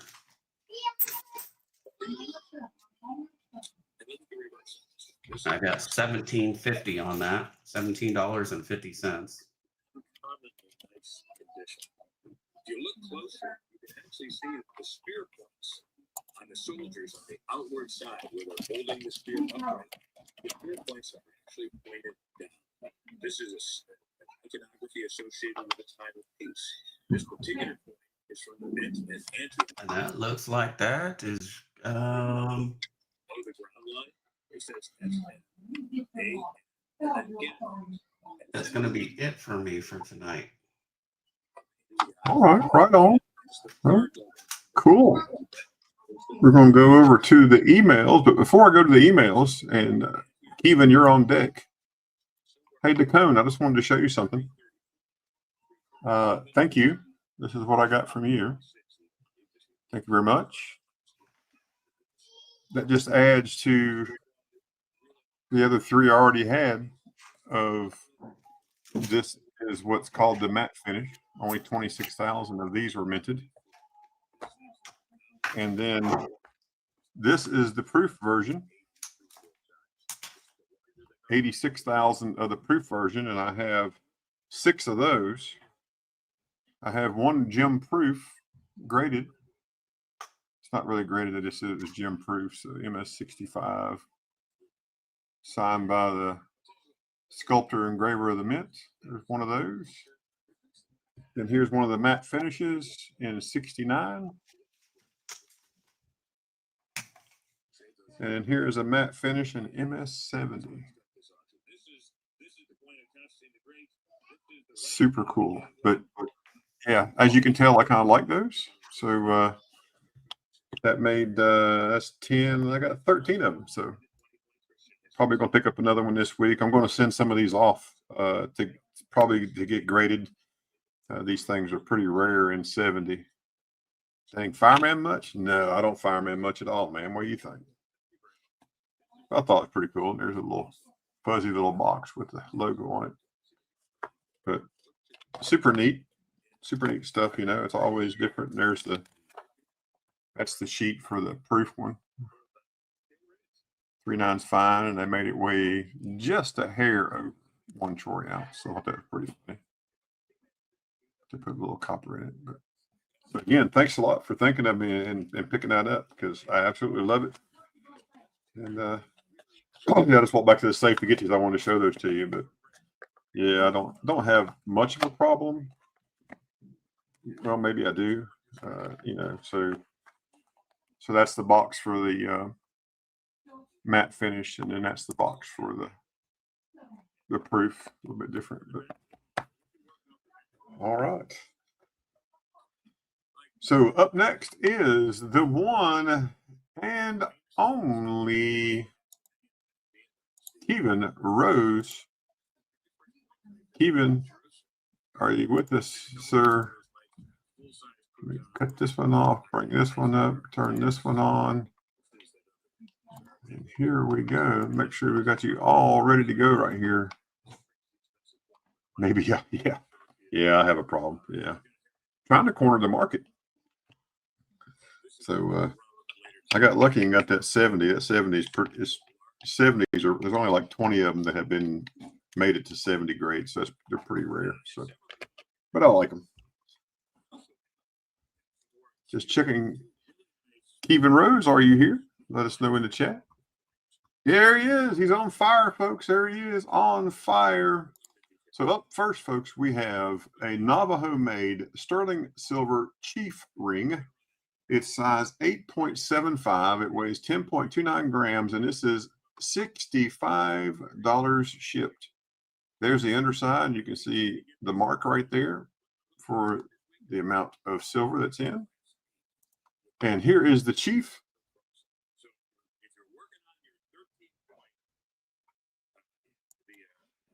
There it is. Weighs 10.29 grams. 10.29 grams. Let's just call it 10.3. There's a side view. So a wonderful ring here, folks. Size 8 3/4 sterling silver, Navajo made. Looking for $65 shipped. Oh, one of these fire service medals. I'd think on that, Casey. And here's why I said I got to think about that. I'm a firefighter. My daughter's a firefighter. My son's a firefighter. My son-in-law's a firefighter. So I'll think about it. I'll let you know. I'll think about it, though.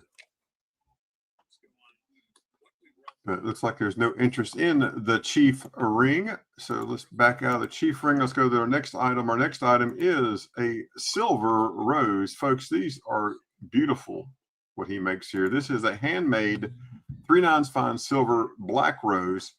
It has a 3-carat simulated ruby right in the center. It weighs 24.25 grams, and it is $90 shipped. $90 shipped. There's the rose. There's the petal laying there. And there's the stem and the leaves. There's the weight, 24.25. And Kevin, what did you make these out of this time? Hey, Shroom Day, how's it going? Welcome in. Glad to see you. What did you make these out of, sir?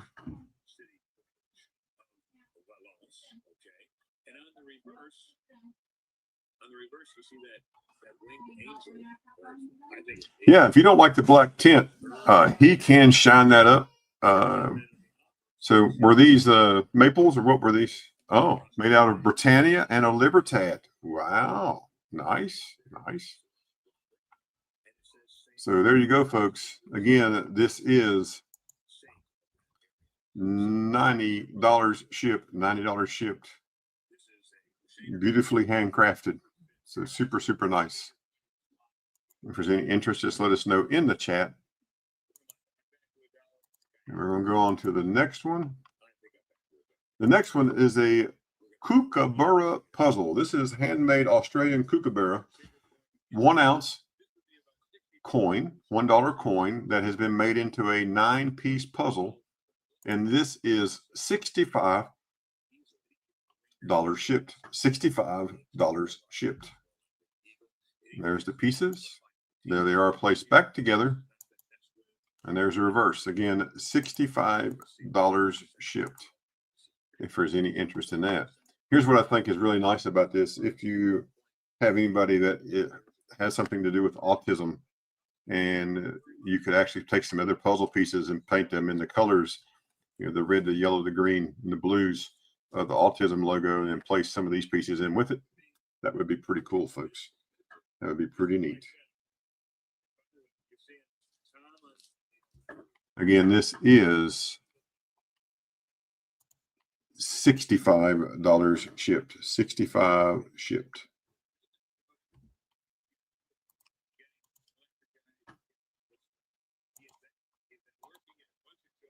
Up next is the bear pendant. This pendant is Kingman turquoise and sterling silver, weighs 6.5 grams, and this is $65 shipped. $65 shipped.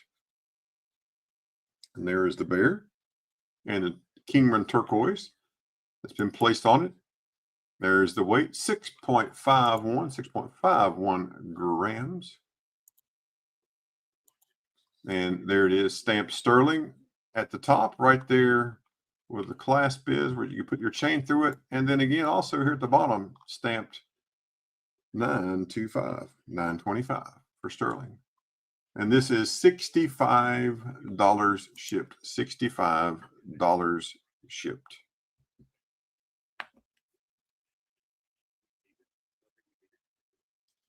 Yeah, I mean, I think the puzzle piece would be pretty good. We've actually talked about on our ladder truck at work, redoing the graphics on the end of our ladder truck and doing the puzzle pieces, doing a stripe with the puzzle pieces in it. So doing some awareness for that.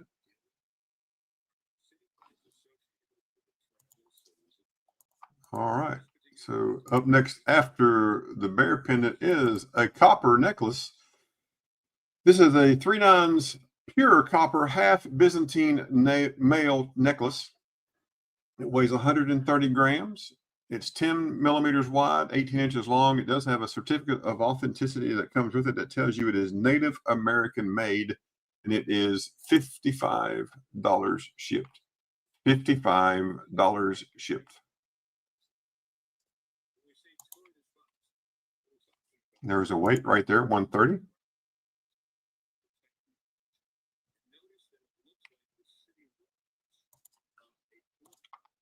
And there it is around. So help with arthritis. If you had some arthritis in your neck and you got a neck less than 18 inches, it might help you out there with some arthritic pain.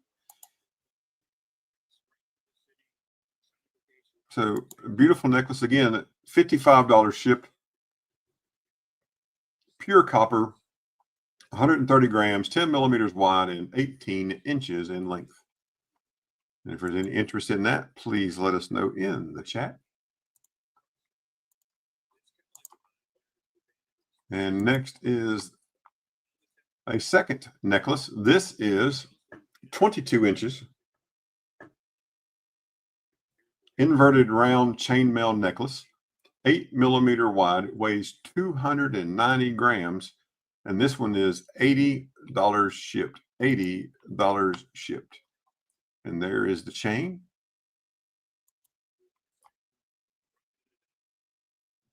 There's the necklace right there. And there it is. What a chunk of copper. How good that would look around your neck. So super, super nice. Again, this is 22 inches long, weighs 290 grams, 8 millimeters wide, and $80 shipped. $80 shipped. If there's any interest in that. Copper turns you green. Oh, man. Well, wear it with a turtleneck and get the turtleneck up around your neck and just let it sit on the outside. Get a black turtleneck like it is there in the mannequin. You'll be fine. You won't turn green. And last, and certainly not least, is a handmade 4-to-1 doubled copper chainmail bracelet. It 8 inches long, weighs 106 grams. It could be made longer or shorter. Just let Kiva know what size you would need. And this one is $65 shipped. There you can see the weight, 106 grams. And there it is together. Super nice pattern.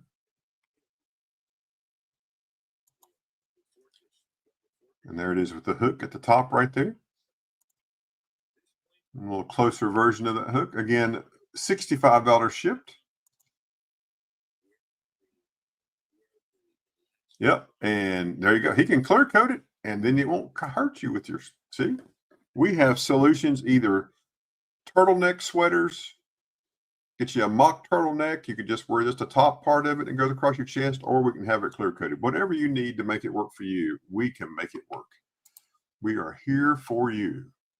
But again, this is a handmade 4-to-1 doubled copper chainmail bracelet, 8 inches long. excuse me. Weighs 106 grams total weight and can be made longer or shorter. Just ask. $65 shipped. That's $65 shipped.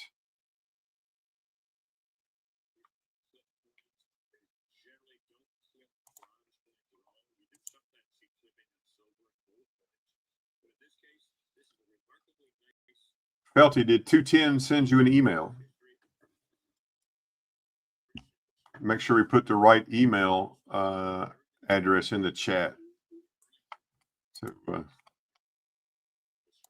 I want to fix it so you can put your in there. I'm adding you as a moderator, Felty, so you can put you just got it. All right. I just made you a moderator in channel 2, Ben. No problem. So I just want to make sure. And Felty, did you get Armando's email? And Kevin, thank you for sending those emails in. Looks like we don't have any interest at this time, but that doesn't mean it will never change. We'll get people. We know how we work here. We get that to happen. So that's always great to have that happen. Yes, sir. You're very, very welcome. Get these little firefighter things out of the way. Had a bunch of them right there. So I just wanted to show those off. I was like, man, those are neat. I'm going to corner the market. All right, looks like I'm going to be the last thing on the show tonight. So we're going to go just for a little bit longer, and then we'll do a giveaway here at the end, and we're going to call it a night. So let's just see what we have. So up first is an 1878S trade dollar. Yes, it does have a hole. Absolutely has a hole in it. 1878. S mint mark. That one is $4.74.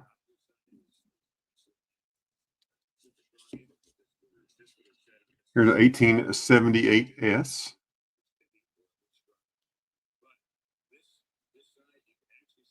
My guess, this is probably polished at some point in time. But all the details are there. It is a wonderful coin that's starting to tone up in all the fields. It's starting to tone. This one is $4.85.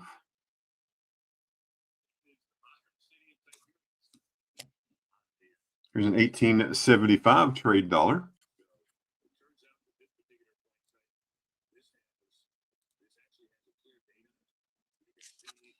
This one is $5.85. Only 218,000 of this one were minted. Very low mintage.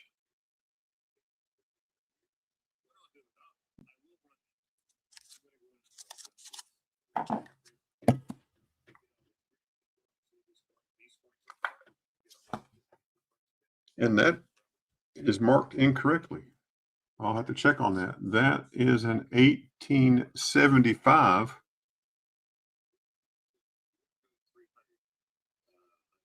Oh, that's very sad to hear.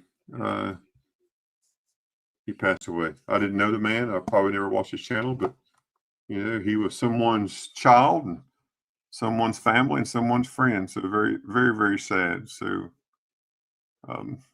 let's all remember him and his friends and his family in your thoughts and prayers. This is the 1875S. You see that S mint mark? This is the first time I have noticed that mint mark. So let's check this out and see what we think about this coin. And we'll go down to the dollar section here, and we'll go to trade dollars, 1875S.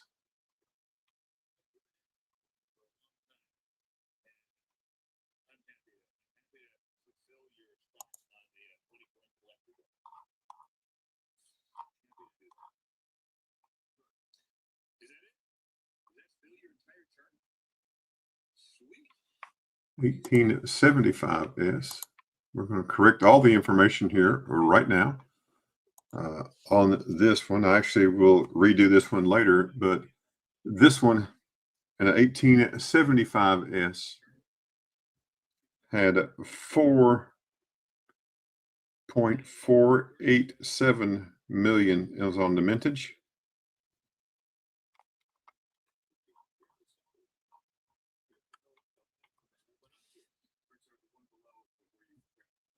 And I will have to check on the price, but that is not the price. The price probably will be significantly lower than that. but I'll have to check with Ben. But you know, sometimes that happens, but it definitely is an S mint mark. See it right there? Right there is that S mint marker right there.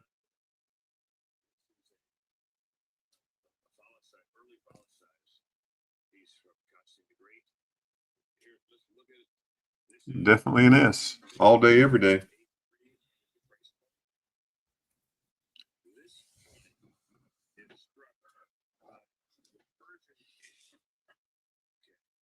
Let me lay that to the side here. Talk to Ben about that one just to make sure we do it correctly. I think I know where to be, but I just want to double check with him. Here we have a 1872 seeded dollar. 1872 seeded dollar. 1.1 million minted, and this one is 442. 442. Here's an 1870. I really like the looks of this coin right here. That circulation cameo. 1870 seeded trade dollar. Got a little rim hit right there. I wish it had more Liberty there. Just got the LI and the TY. Not much of the R right there. And this one's only 415,000 is the mintage. And this one is 525. Really beautiful coin on the reverse. I really like that toning. Don't forget to stick around, folks. We're going to do a giveaway here in just a few minutes. And here is an 1846 no motto with full Liberty. It does have some dark toning on it, as you can see. But this is a super nice condition coin. 1846. No motto. You can see there's no motto across the top like this coin had. See, they added the motto right there. This coin doesn't have it. So if you have a typeset book, or a typeset, US typeset, you need one of each. Actually, you need one of each one of these: a trade dollar, a seeded dollar with motto, and a seeded without motto. And this one is $9.75. But really a beautiful coin. Oh, that's cool. Looking for the 66 motto. All right. I know these are the only ones we have currently right now, but we'll see what we can find. Only 110,000 on the mintage on that 1846.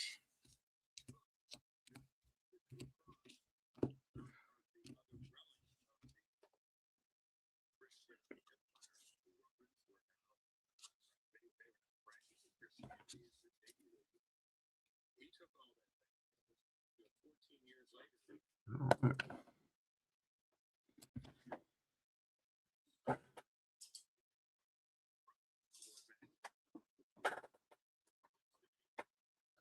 Just show two more coins and we're going to do a giveaway. Two more coins and then we're going to a giveaway. So if anybody needs a 1921 piece dollar, 1921 piece dollar. This one is 130, very affordable, nice low entry to fill that slot. 130 for this 1921. And then we have a 1928. 1928. There's a reverse. And this one is 375. 375.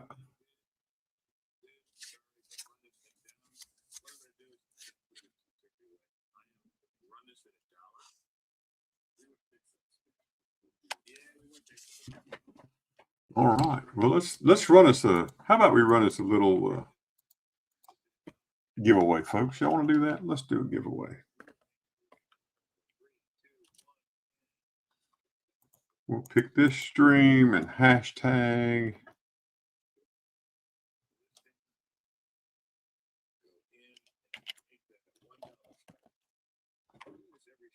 Here we go. Make sure you capture this right here, folks.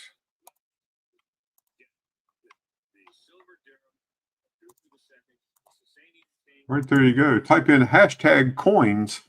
Hashtag coins to get ready for the giveaway. Hashtag coins for the giveaway.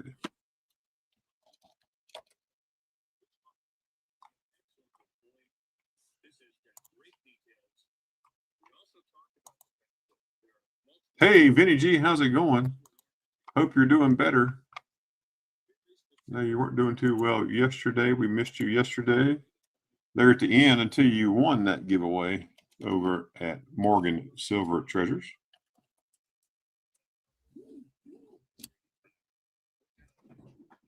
Make sure you get that giveaway, folks.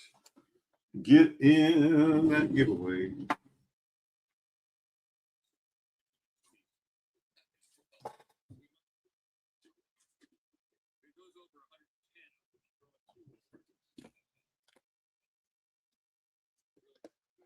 Oh, you know it's rigged if Vinny wins, right? It's always rigged if Vinny wins.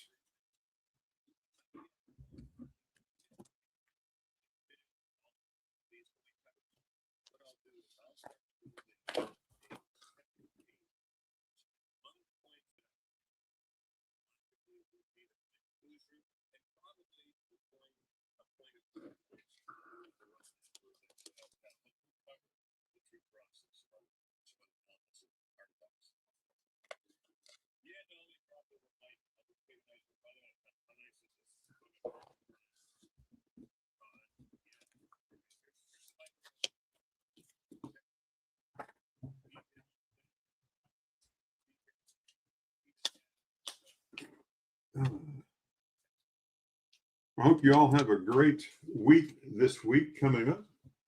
Lots of great things will happen for you this week and you and your family. Hope everybody has wonderful, wonderful time. Whatever you choose to do this week.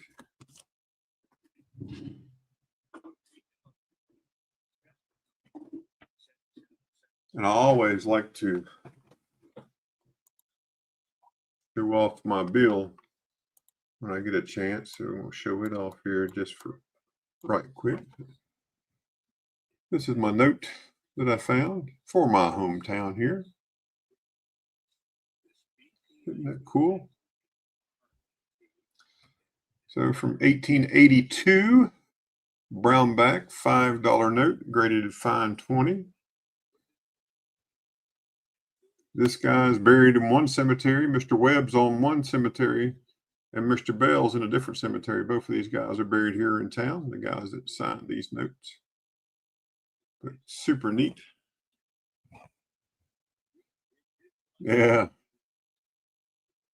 I have an asking price, but it's a don't sell price. So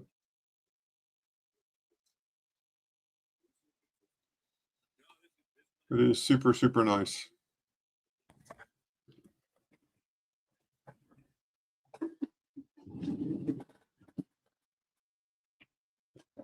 Make sure you get in there, folks. Make sure you get in there.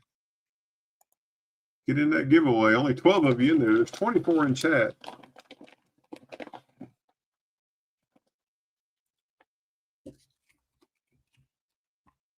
The fifth number I see in chat between 1 and 10, the fifth number in chat that I see between 1 and 10 is an important number.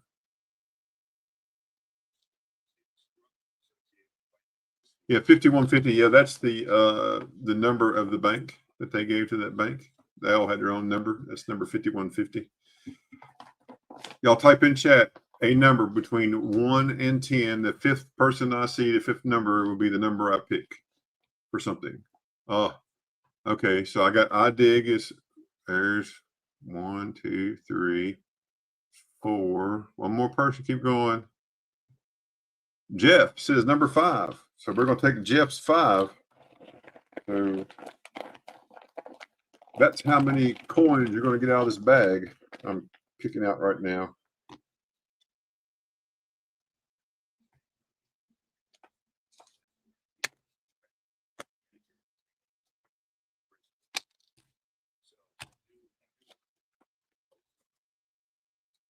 And Kevin, 1, 2, 3, 8, 6, 7, 5, 3, 0, 9.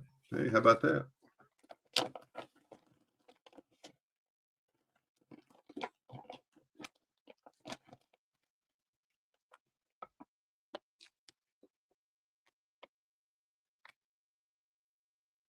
All right. I'm going to give you, yeah, you can stop. Hey, Michael, how's it going? Thanks for being here. Call Jenny. That's right. Thanks for being here, folks. If you win, I only mail to the U.S. If you win, make sure you send me an email to my email address, and I'll put that on the chat. I'm going to give you about 30 more seconds, and we're going to pull this giveaway. 30 more seconds. 30 more seconds.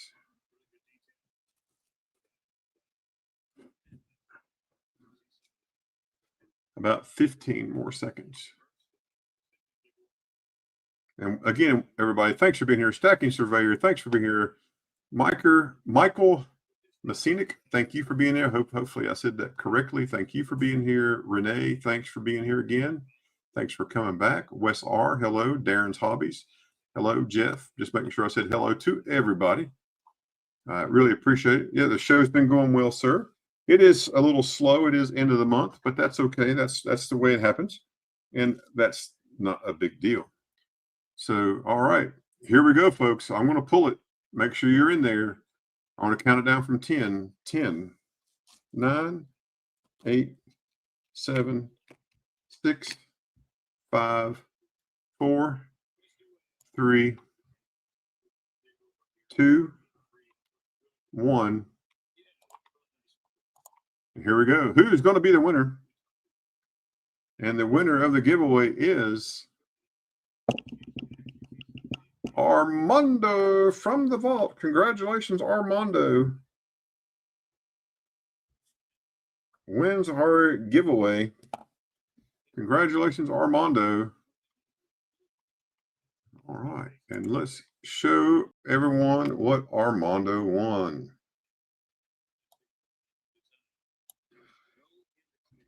So from my vault, which happens to be a grab bag, 1967 2-ore from Norway, some foreign coins. Rigged. It's not rigged if Armando wins. He's not that lucky. 1957 a Weedy.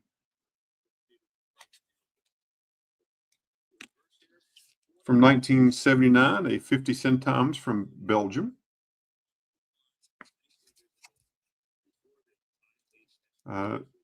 This may or may not look like Armando, but we won't tell. A 1980 25-cent piece from the Netherlands.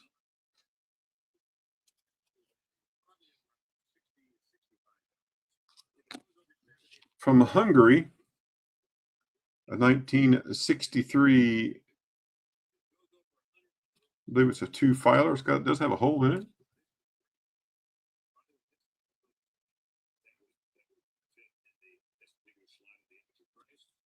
No, the newer 25, they have silver and clad both. You can have a silver proof or a non-silver proof. So you can have both, Michael. 2-filer or a filler. Yeah, the quarters that Ringmaster Ray ran earlier were silver quarters, but they come in silver and clad. Silver and clad. There's a 1 gram silver. Little 1 gram silver piece and a V nickel. There's a V nickel. And the final, last, and I'll even sign it as the last one, channel sticker. So Armando, you're getting my last Ashes C1 channel sticker. I'll have new stickers coming, but this is the last one. Look at the edge. So if you pull the coin out, I'll show you. This is a silver quarter.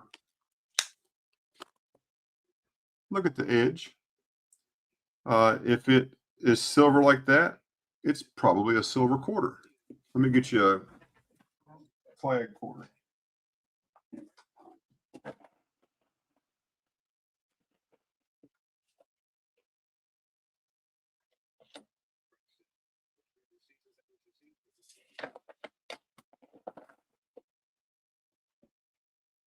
a clad quarter would look like this. It's kind of hard to see, but this one has the copper. And let me make sure that's not silver. Yeah, it's not silver. You kind of see the coloration difference right there. So it kind of goes from silver to copper. Yeah, so that's the layer stacked. That's just the way they make the planchet and the blank and then the planchet. But yes, so this is not silver. And then you can look at the date, you know, like this one is Denver minted. It's not going to be silver. And you know, this is 2016. So you can look at if it's 1964 or older, 1964 or older, then it is silver. I was just looking at that 32, see if it had a mint mark. It does not, but 1932. So 1964 or older, it is 90% silver. The bicentennial year, 1976 quarter, is 40% silver. The one that is silver, they also had a clad version. And then again in 1992, they started making silver proofs. So you have silver quarters from 1992 on, but you may have multiple quarters from each year. So I hope that helps. So Armando, if you would be so kind to send me your address right there. Make sure I have your correct address, and I will get that sent out to you, sir. And congratulations. Yeah, it's silver.ashes.66@gmail.com. Or you can just message it to me. Yeah, you got my cell. Just text me. That'll work. Well, folks, we've been going for a little over 2.5 hours. I really appreciate everyone's time tonight and coming out and hanging out with us. If there is anything that you're looking for, let me know. Hidden, if you are still here. I also like this $50. You're asking about which $50 I like best. I do like seededs as well. Seededs are very nice. I really like the reverse on seededs. I really wish that this particular seeded I have right here did not have a hole in it, or was not. That hole really hurts something, because that is a super nice coin except for that hole, and it's been no, it would not. A silver state 50 state quarter that has a P mint mark would not be silver.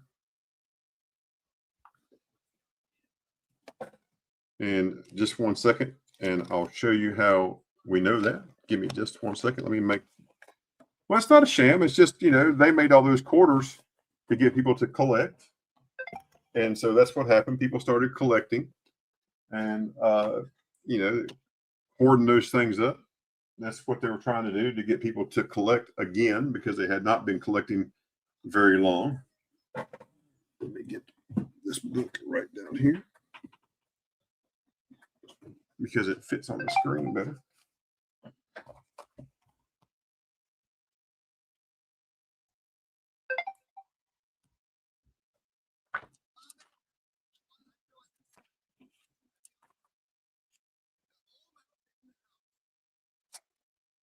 And quarters, modern quarters.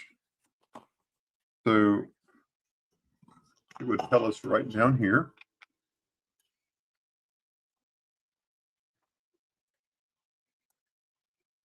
But I mean, there are some that are silver, but not all of them. So up until 1964 were silver. And then after 1964, we went to clad and silver proofs. So in 1964, and then after that, we had, these are just clad and proof coins. We started getting those as we came through. And then we started getting the silver variety. So in the state quarter set, what you're asking about, state quarter set, which ran from 1999 to 2008. Yeah, I've got the 26 over here. It's just a big book. I got this, a 25. It's just easier to show. And yeah, I mean, I have the large print 2026. There's a large print, but as you can see, it's a little harder to see. So I pulled the 25 out. And they have, we'll look at Delaware, for example. So Delaware has, if it is a P or a D mint mark, guaranteed it's not silver, unless you have something super, super rare. And then as Moose Sox said there, San Francisco had silver and non-silver. And so you had a silver, or San Francisco, which is clad, that one with the layers. And then you had one that was silver. And every year that was so you want to look at, if it has an S on it, then you want to look to see if it's silver in the state quarter set. In all of the years from 99 in all 50 states, all the way through 2008 were made that way, all the way to the end of the state quarter set. So the state quarter set is that way. And then you want to look at, we went into the next set, which is the District of Columbia and Territory set in 2009. Same thing happened there. S mint and S mint silver. So only if it ends in an S do you have a chance of having a silver in quarters after 1976. And really, it didn't start until 1999. And then it continues on with all the state quarter programs, whether it's national parks or it runs from national parks after you get all the national parks done, which there are a lot of those national parks quarters. And then you get into the American Women's Series. And the same thing is with the American Women's Series. As you can see, the S and the S silver. Just know that S mint clad quarters are a really low mintage, and they are more collectible. So if you can find a Anime Wong 22 and it's got an S mint mark, San Francisco, and it's not silver, you can see it's very low mintage based on the number of mintage that happened there. So that's something to, if you find those, to keep those, because they should not be in the wild. But that's all the way through. The 24S is what they have listed in this book, and even the 25s are the same way. So I hope, Michael, that answered your question. It probably was a really long answer, but just wanted to make sure that you got the right information and the correct information. And everybody here in this chat, everybody that's in this community is very knowledgeable, and everybody's always willing to help you. So I hope that helped.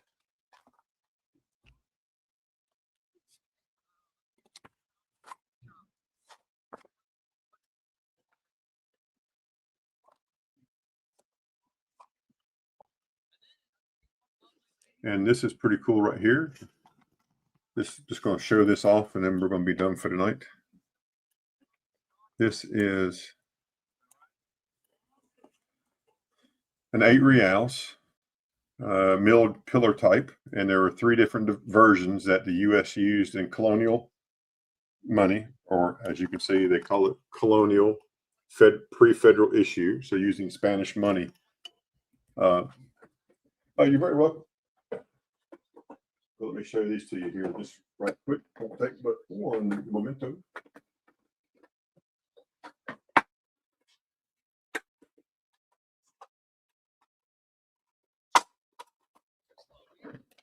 So these coins right here, you can see globes and pillars of the pillar type.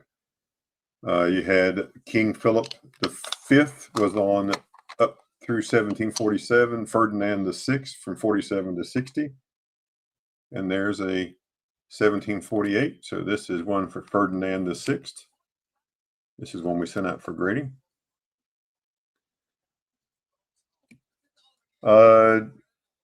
90 or 99.9, depends on the year. Yeah, and Moose Sox has it right up there. And here's the answer to that question, Michael, right there. So all state quarters were 90%. The bicentennial quarter is 40%, and that's the only 40% quarter. And then right there, all state quarters were 90%. But this coin, which is our first dollar type coin that we used in the colonies, and right there, that's one of those coins right there. They said it's been repaired. I was talking to iDig Sheet DeCone, trying to figure out where the repair is. I really can't. He thought it might be something on the side maybe, but I just don't see it. But that's super neat. So that's the second version. So from 1747 to 1760, and then we have this one from 1760 to 72, and this is a 1765. I just like to show them off. I think it's pretty neat. They said this was harshly cleaned. It's probably been polished, but harshly cleaned. I mean, I guess it's semantics, but it is a beautiful coin. Look at the globes. All the details still on the globes. That's why they call it AU. And the pillars, super nice. And here is a reverse. But just wanted to show those off. That's pretty neat. So, well,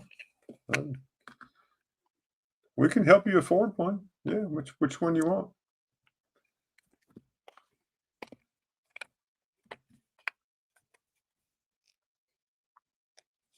Super neat though. Just having one that's that old, yeah. So.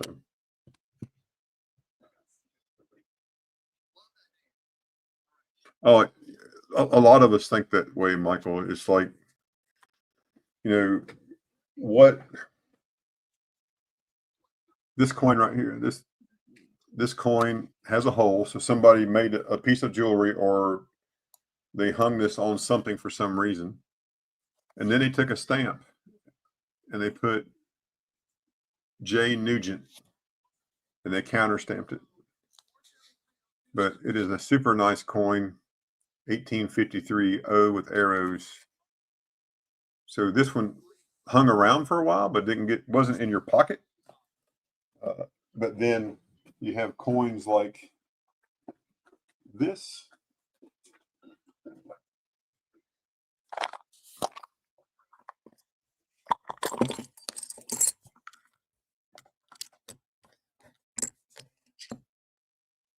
Then you have coins like this. This is a first-year Morgan silver dollar, 1878. That traveled for a long time in someone's pocket. That was their pocket piece. So just think where it traveled to, you know. And that's why I picked it up. I just thought it was neat being a pocket piece. And then I'll show you something else here. I started going down a rabbit hole of doing a biblical coin collection, because I just think it's so neat to look at things that are attributed to the Bible and things that happen in the Bible. And then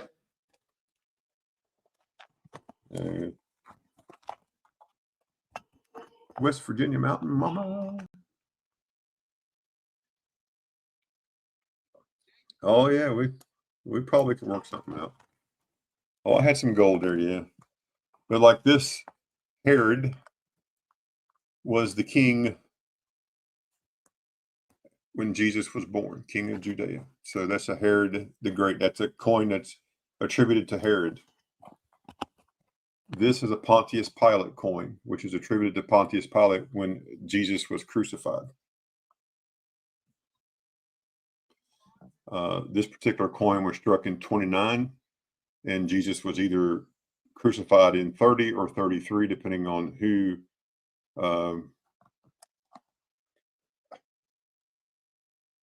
I'll be 60 in February. I like the large print just because it's easier to see. But if I'm going to show something to you on a show, it's easier to show you on a small book because I don't have to raise my camera all the way up to here to show it to you. I mean, I could raise it up here and focus it and make it work, but then you see all my mess, right? So, you know, that's why I like.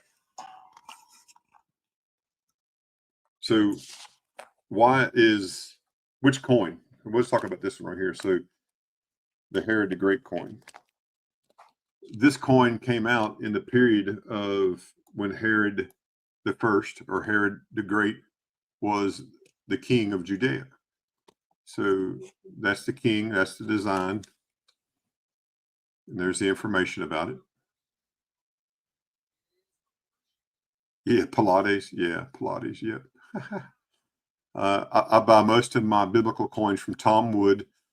He is over on Whatnot. He is super smart.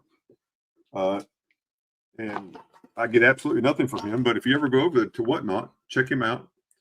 Tell him Ashley C1 and sent you. But I am working on a 20 coin biblical coin set that has all these different coins in it.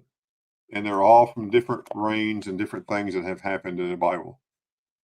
I have this one, which commemorates the birth of Christ. This one was the ruler when it was there. I have widow's mites, which, as if you've read the Bible or you've heard the story, that she gave all she had, basically 2 widow's mites, which meant she gave more.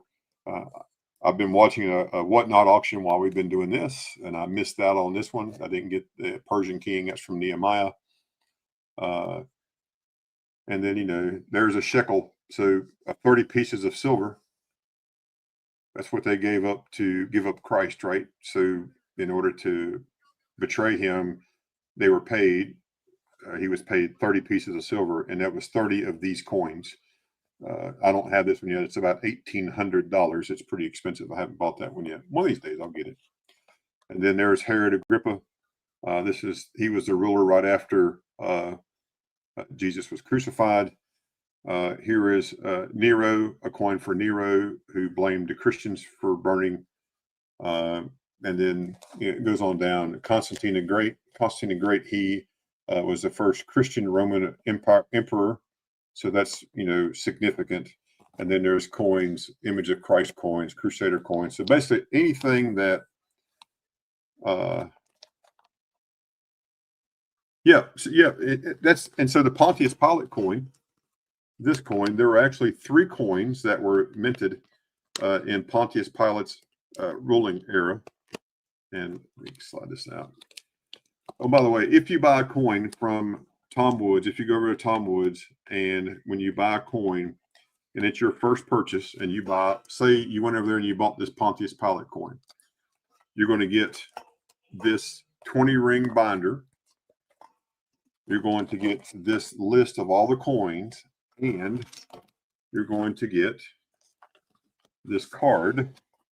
I really should get a commission from him now. Wait, I'll tell him I did this. And then you're going to get a card that tells you about the coin that you just purchased. So there's 3 different versions of the Pontius Pilate coin. This particular coin, and what I love about these coins is I'm not afraid to handle these without gloves, because I think it's important for people to be able to see the coins and touch the coins and understand. But there's reverse. And on this side, it's just there it is. It is a ladle of sorts, and that's just one of the symbols that Pontius Pilate had. But what you get is this, and it tells you, where in the Bible you could find it. And then it tells you the stories of Pilate, talks about what he did. And a lot of the information on this sheet is about this particular, is this coin that I have right here. That's what my coin looks like. And there's actually a different version that looks like this, of this Pontius Pilate coin. That's a different one. And LIZ is the date. So every coin that he sells you has one of these, and he signs it where he attributes it. There's Herod the Great, talks about him being king. Herod Archelaus, Herod Agrippa. There's a lot of Herods. Image of Christ coins. James Tiberius Kirk, and the Star of Bethlehem coin. So all super neat stuff. It's just, I completed my commemorative $50 set. I'm looking to sell it now. I've got it at my local coin stop. They're evaluating, going to give me a price on it. And, you just, one of those things you just do. You buy coins, sell coins, and I've got a bunch of widow's mite stuff, and I like the widow's mites. I like to be able to explain those widow's mites to folks, and I think it's pretty neat to put those in their hands. And then there's another set of coins he has. like these are called an image of Christ coins, anonymous fallis. And so what Roman emperors did, they did not want to put their image on the coin. And so they put Jesus on the coin. And so this coin, this is a class B, anonymous fallis.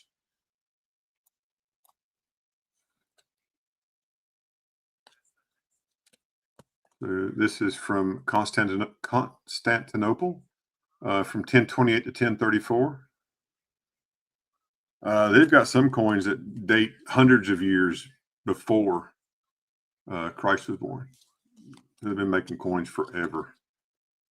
So this coin has Christ facing, wearing nimbus, holding the book of the Gospels. And on the front, it has the letters right here, which are IC and XC, which stands for Jesus Christ. And then on the back, this one has the letters on the back, and it says Basile Basil, or ISXS, Jesus Christ, King of Kings. That's what this says right here on the back. Let's hold it straight right there. So ISXS, so that's Jesus Christ, King of Kings is what that means. So pretty neat. And so in this set, there are 20 different coins in the anonymous fallis. They go from class A1 down to class K. And they're just different sizes and different denominations. And they're just made, they not really denominations, they just look different. And then, you know, like this one is a class C fallis. This one is from 1034 to 1041. And it's got a 3/4 length figure of Christ who is standing, raising right in benediction. So it's kind of hard to see that one, so dark. But on the back of it, it has ICXCNIKA, which stands for May Jesus Christ Conquer. So yeah, anywhere from $50 to $100. It depends on the coin. And depends on the people that's bidding there at the time when they're bidding. Sometimes it gets a little hard to bid on some of them, but they're not too bad. And then lastly, I'll show you these and we'll call it a night. He also does his own slab. So he does the same thing in slab. This is a 9 slab holder. And so I have Jesus Christ Superstar. That's right. Woohoo. And so this one is the Bethlehem, Star of Bethlehem coin. So this is the ram looking back at the star. And Tom does a much better job of telling the story. My grandmother, when that came on back in the 70s, I tried to watch it at my grandmother's house. I thought she was going to beat the crap out of me. Wouldn't let me watch that movie when it came on TV.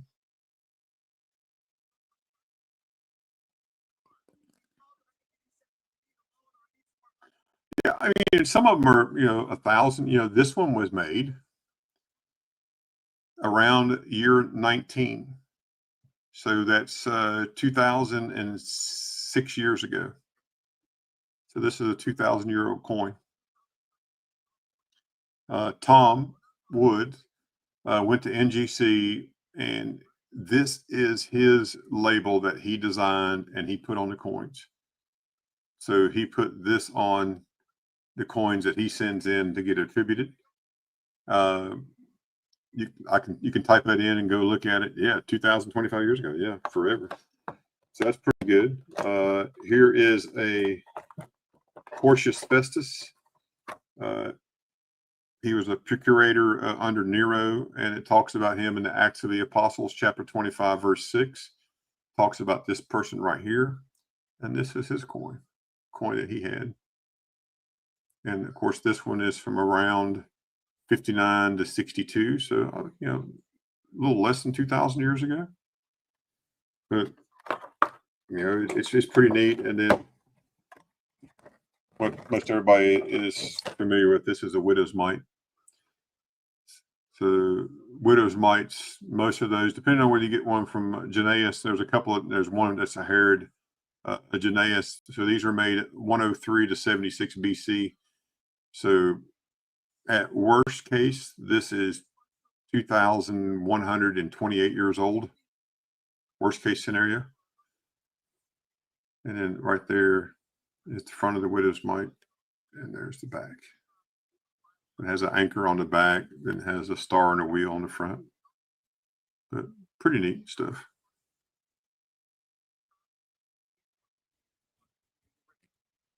Yeah. Well, yeah. But they try to do their own calendar. They did a pretty good job on this. But there's all the different ones that they have in just in this 9-coin slab set. But I didn't really want these for the slabs. I wanted them for the coins. I'm probably going to crack them out. So, but there's a Porcius Festus. He talks about what he did. All the information there. So, yeah, it's super neat. I said I was going to show you more, but I want to show you the very last coin that I just purchased to go along with this set, which I think is pretty cool. It is this coin. And this is a Constantine the First. So this was around 307 to 337. So remember, this is the first ruler that was Christian, Roman ruler that was Christian. So this is a super nice example. And this coin, when this coin was released, it actually was silver plated. So it has some remnants of the silver still on the coin. But there's Constantine with his helmet looking right. And then on the reverse, it has what's called the two victories. And the two victories, this was made by the Aurelius Mint around 319 is when they think this coin was made, around 319 AD. And there's the information about it on the back. And there's where it's attributed. You can Google that about Roman coins. It has this information there, but it's where it's attributed. But yeah, so I just needed a Constantine, a great coin. But I mean, you know, for a coin that's well over 1,000 years old, it's pretty nice. So, but folks, again, thanks for being here tonight. Really appreciate that. And always like having coin chats. Coin chats are fun. And if there's anything I can do for you, just let me know. You can always welcome to send me an email if you're looking for something in particular. We'll try to find it for you. And don't forget, Big T is streaming tomorrow, should be streaming tomorrow. They're waiting on their shipment to come in. They're doing a sale for one of their community members. So make sure you check out Big T's channel. He should do a preview if they're going to be able to do that. And if they do that, just make sure you head over there tomorrow. It'll be at 7 p.m. Eastern. 7 p.m. Eastern. And make sure you head over there. And then on Wednesday, Silver Keys will have midweek. That'll be about 7:15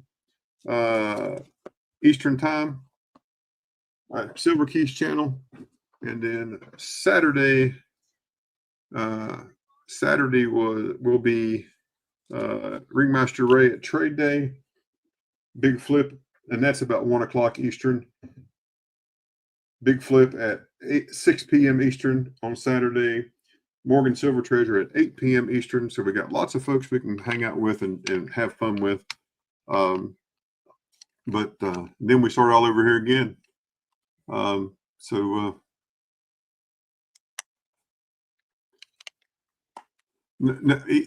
Michael, it depends. So I'll tell you what will be your friend. And I'll show you here. I'll demonstrate it on my phone right here. I'll show you. On Tom is still going. Excellent detail. Where do you see the reverso on this thing?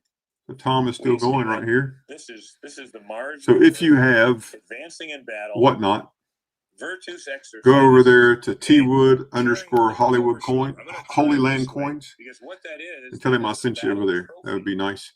When you Yeah. are So done what I was going to battle, suggest victorious, is, what you would do is you would take let your me turn this blood and off. gore-stained What I would suggest doing is do it this way. Go to Google, open up your camera. Some of the apps that are out there I would not trust, but take your coin, lay your coin down like this right here. Take a picture of it. Let me fix the focus here so we can read this. And you can adjust that so you're just looking for this coin right here. And then slide this up, and that's going to tell me it's an 1858 seated Liberty dollar. That, I think, for me, works out best. And there's also, for foreign coins, there is an app called Coinoscope right there, Coinoscope. Open it up, and then you can come right down here on your coin. Make sure it gets in focus. Snap a picture of it, and it works well for foreign coins. So now it's going to show you what that coin is, and you're able to estimate the value. It works very well for foreign coins. And then you can always just come on in one of our chats and just ask a question. So all of us here are more than happy to help, and it works real well. So, you know, if you don't know what apps to get, this is the apps I would get. If I'm going to do anything with coins, Coinoscope is a good one to have. I have the PCGS, NGC, and PCGS Cert apps, so I can look those up. CoinFax is another for US coins. CoinFax is a super great app to have. So now we were just looking at 1858.0. Yes, I do. I don't like CoinSnap. I do not like, because it overinflates the price terribly. I've got CAC on here too, so if I got a CAC coin, I just look it up. And then sometimes I just look. You look at all of those, just trying to see sometimes what the grading is, to try to get a census of what some of the coins are. But like this 1858.0 seated dollar. So it's a seated dollar. So I would come here and click on seated. Where does it fall in right here? 1858. 1858. Oh, it's going to fall in right here. So we click on 1858 right there. And then I say, all right, we'll scroll down here to the 1858.0, which is right there. 1858.0.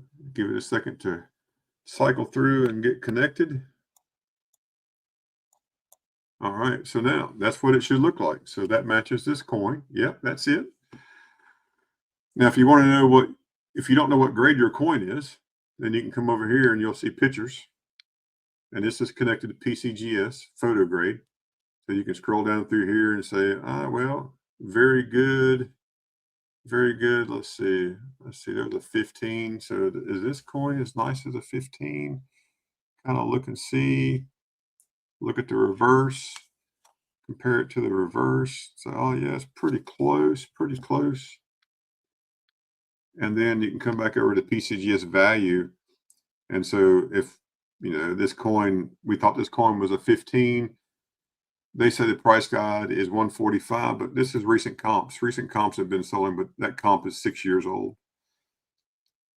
But I also pay for the Gray Sheet app. So I have the Gray Sheet app so I can give retail and wholesale pricing, which we use it because we kind of deal in coins. So that helps us in pricing. So probably way more information than you ever wanted. I hope that helps you. But again, anytime you have questions, just let us know. We're happy to help. If you're looking for something in particular, somebody here can find it for you for sure. And as Invisible said, CoinFax shows pictures, CoinFax, or you can go on your computer and go to PCGS photo grade, PCGS photo grade. Yep, and it works real well. Yeah, that was this app right here. Right there. CoinFax. Go to your app store and download CoinFax. It only on US type coins. We'll go back here. So there's all the different types of coins that the US have. So they're all right there. And it also gives you silver and gold pricing when it was updated last. So I don't know if we're any smarter. We just know where to look up stuff. Yeah, this is me. My name is Tim. I don't care to tell people my name. But this is my email address, silver.ashes.66@gmail.com. Yeah, you're more than welcome to send me an email, ask me a question. I'll do my best to answer it for you. I do work full time as a fire chief, so sometimes I have to wait to the end of the day to get to that. And yeah, you can also use Cherry Picker's Guide if you're looking for die varieties or different things on different coins. That's also another reference. You know, it depends on what rabbit hole you want to go down. You know, there's so much reference material that's out there. You can also have the grading standard book from A&A. So, you know, how do we grade coins and what do we look for and how do we make sure that we grade the coins correctly? If you're into paper, there's the paper book. So there's a paper book you can get to talk about paper. I even have historical reference because I think it's neat to read about them. This is the old red book, is what I call it, from 1953. So you can see how information has changed. So there's lots of information, and depending on what you like to collect and the type of coins you want to do, yeah, how dare the fire keep me away? You know, I even have books because I like commemoratives. I have two very good books just on classic commemorative half dollars because I like collecting those and I try to learn a lot about those. So Google is your friend, and when you get on any of these streams, just say, hey, I got a question. Can someone help me? And then somebody will say yes, and then just ask the question. It works out pretty, it's really simple that way. So, but again, thank you. Casey, thank you. Appreciate you. It'll go out tomorrow. Armando, your giveaway will go out tomorrow. Vincent, I know you needed those 2 NGC boxes if you're still here. I've got those. I'll send you a text, let you know about those things. But folks, until I'll see you on the next stream. And yes, Casey, I did have a little bit of gold. Not a whole lot, just a little bit. Just little tiny stuff. But I just leave those in there, my little pocket pieces, because there's not much gold there. That's like 1/10 of a gram, so it's not much. My name on Whatnot is Ashes_C1. Ashes_C1. Same it is here on my channel. When you subscribe to my channel, you subscribe to Ashes_C1. That's me. And I use the same name over there.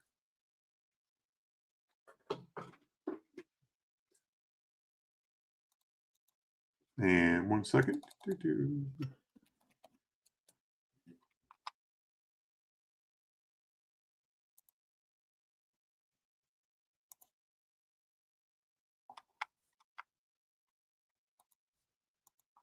You can go right here. My shameful plug for me on Whatnot. That's it. Click that link. If you're already on Whatnot, click that link, go by, sign up, make your first purchase. I get a kickback. I'll tell you what happens. But yeah, you can find me over there and just follow me and I'll follow you back. And then whenever you have questions, just let me know. And like I said, feel free to shoot me an email anytime right there. Yes, sir. Exactly. That's correct. Well, folks, I'm going to hop off here. I'm going to get all my stuff put up, all my coins put up back in the safe. And then until next time, have a great week. Stay safe. Wash your hands.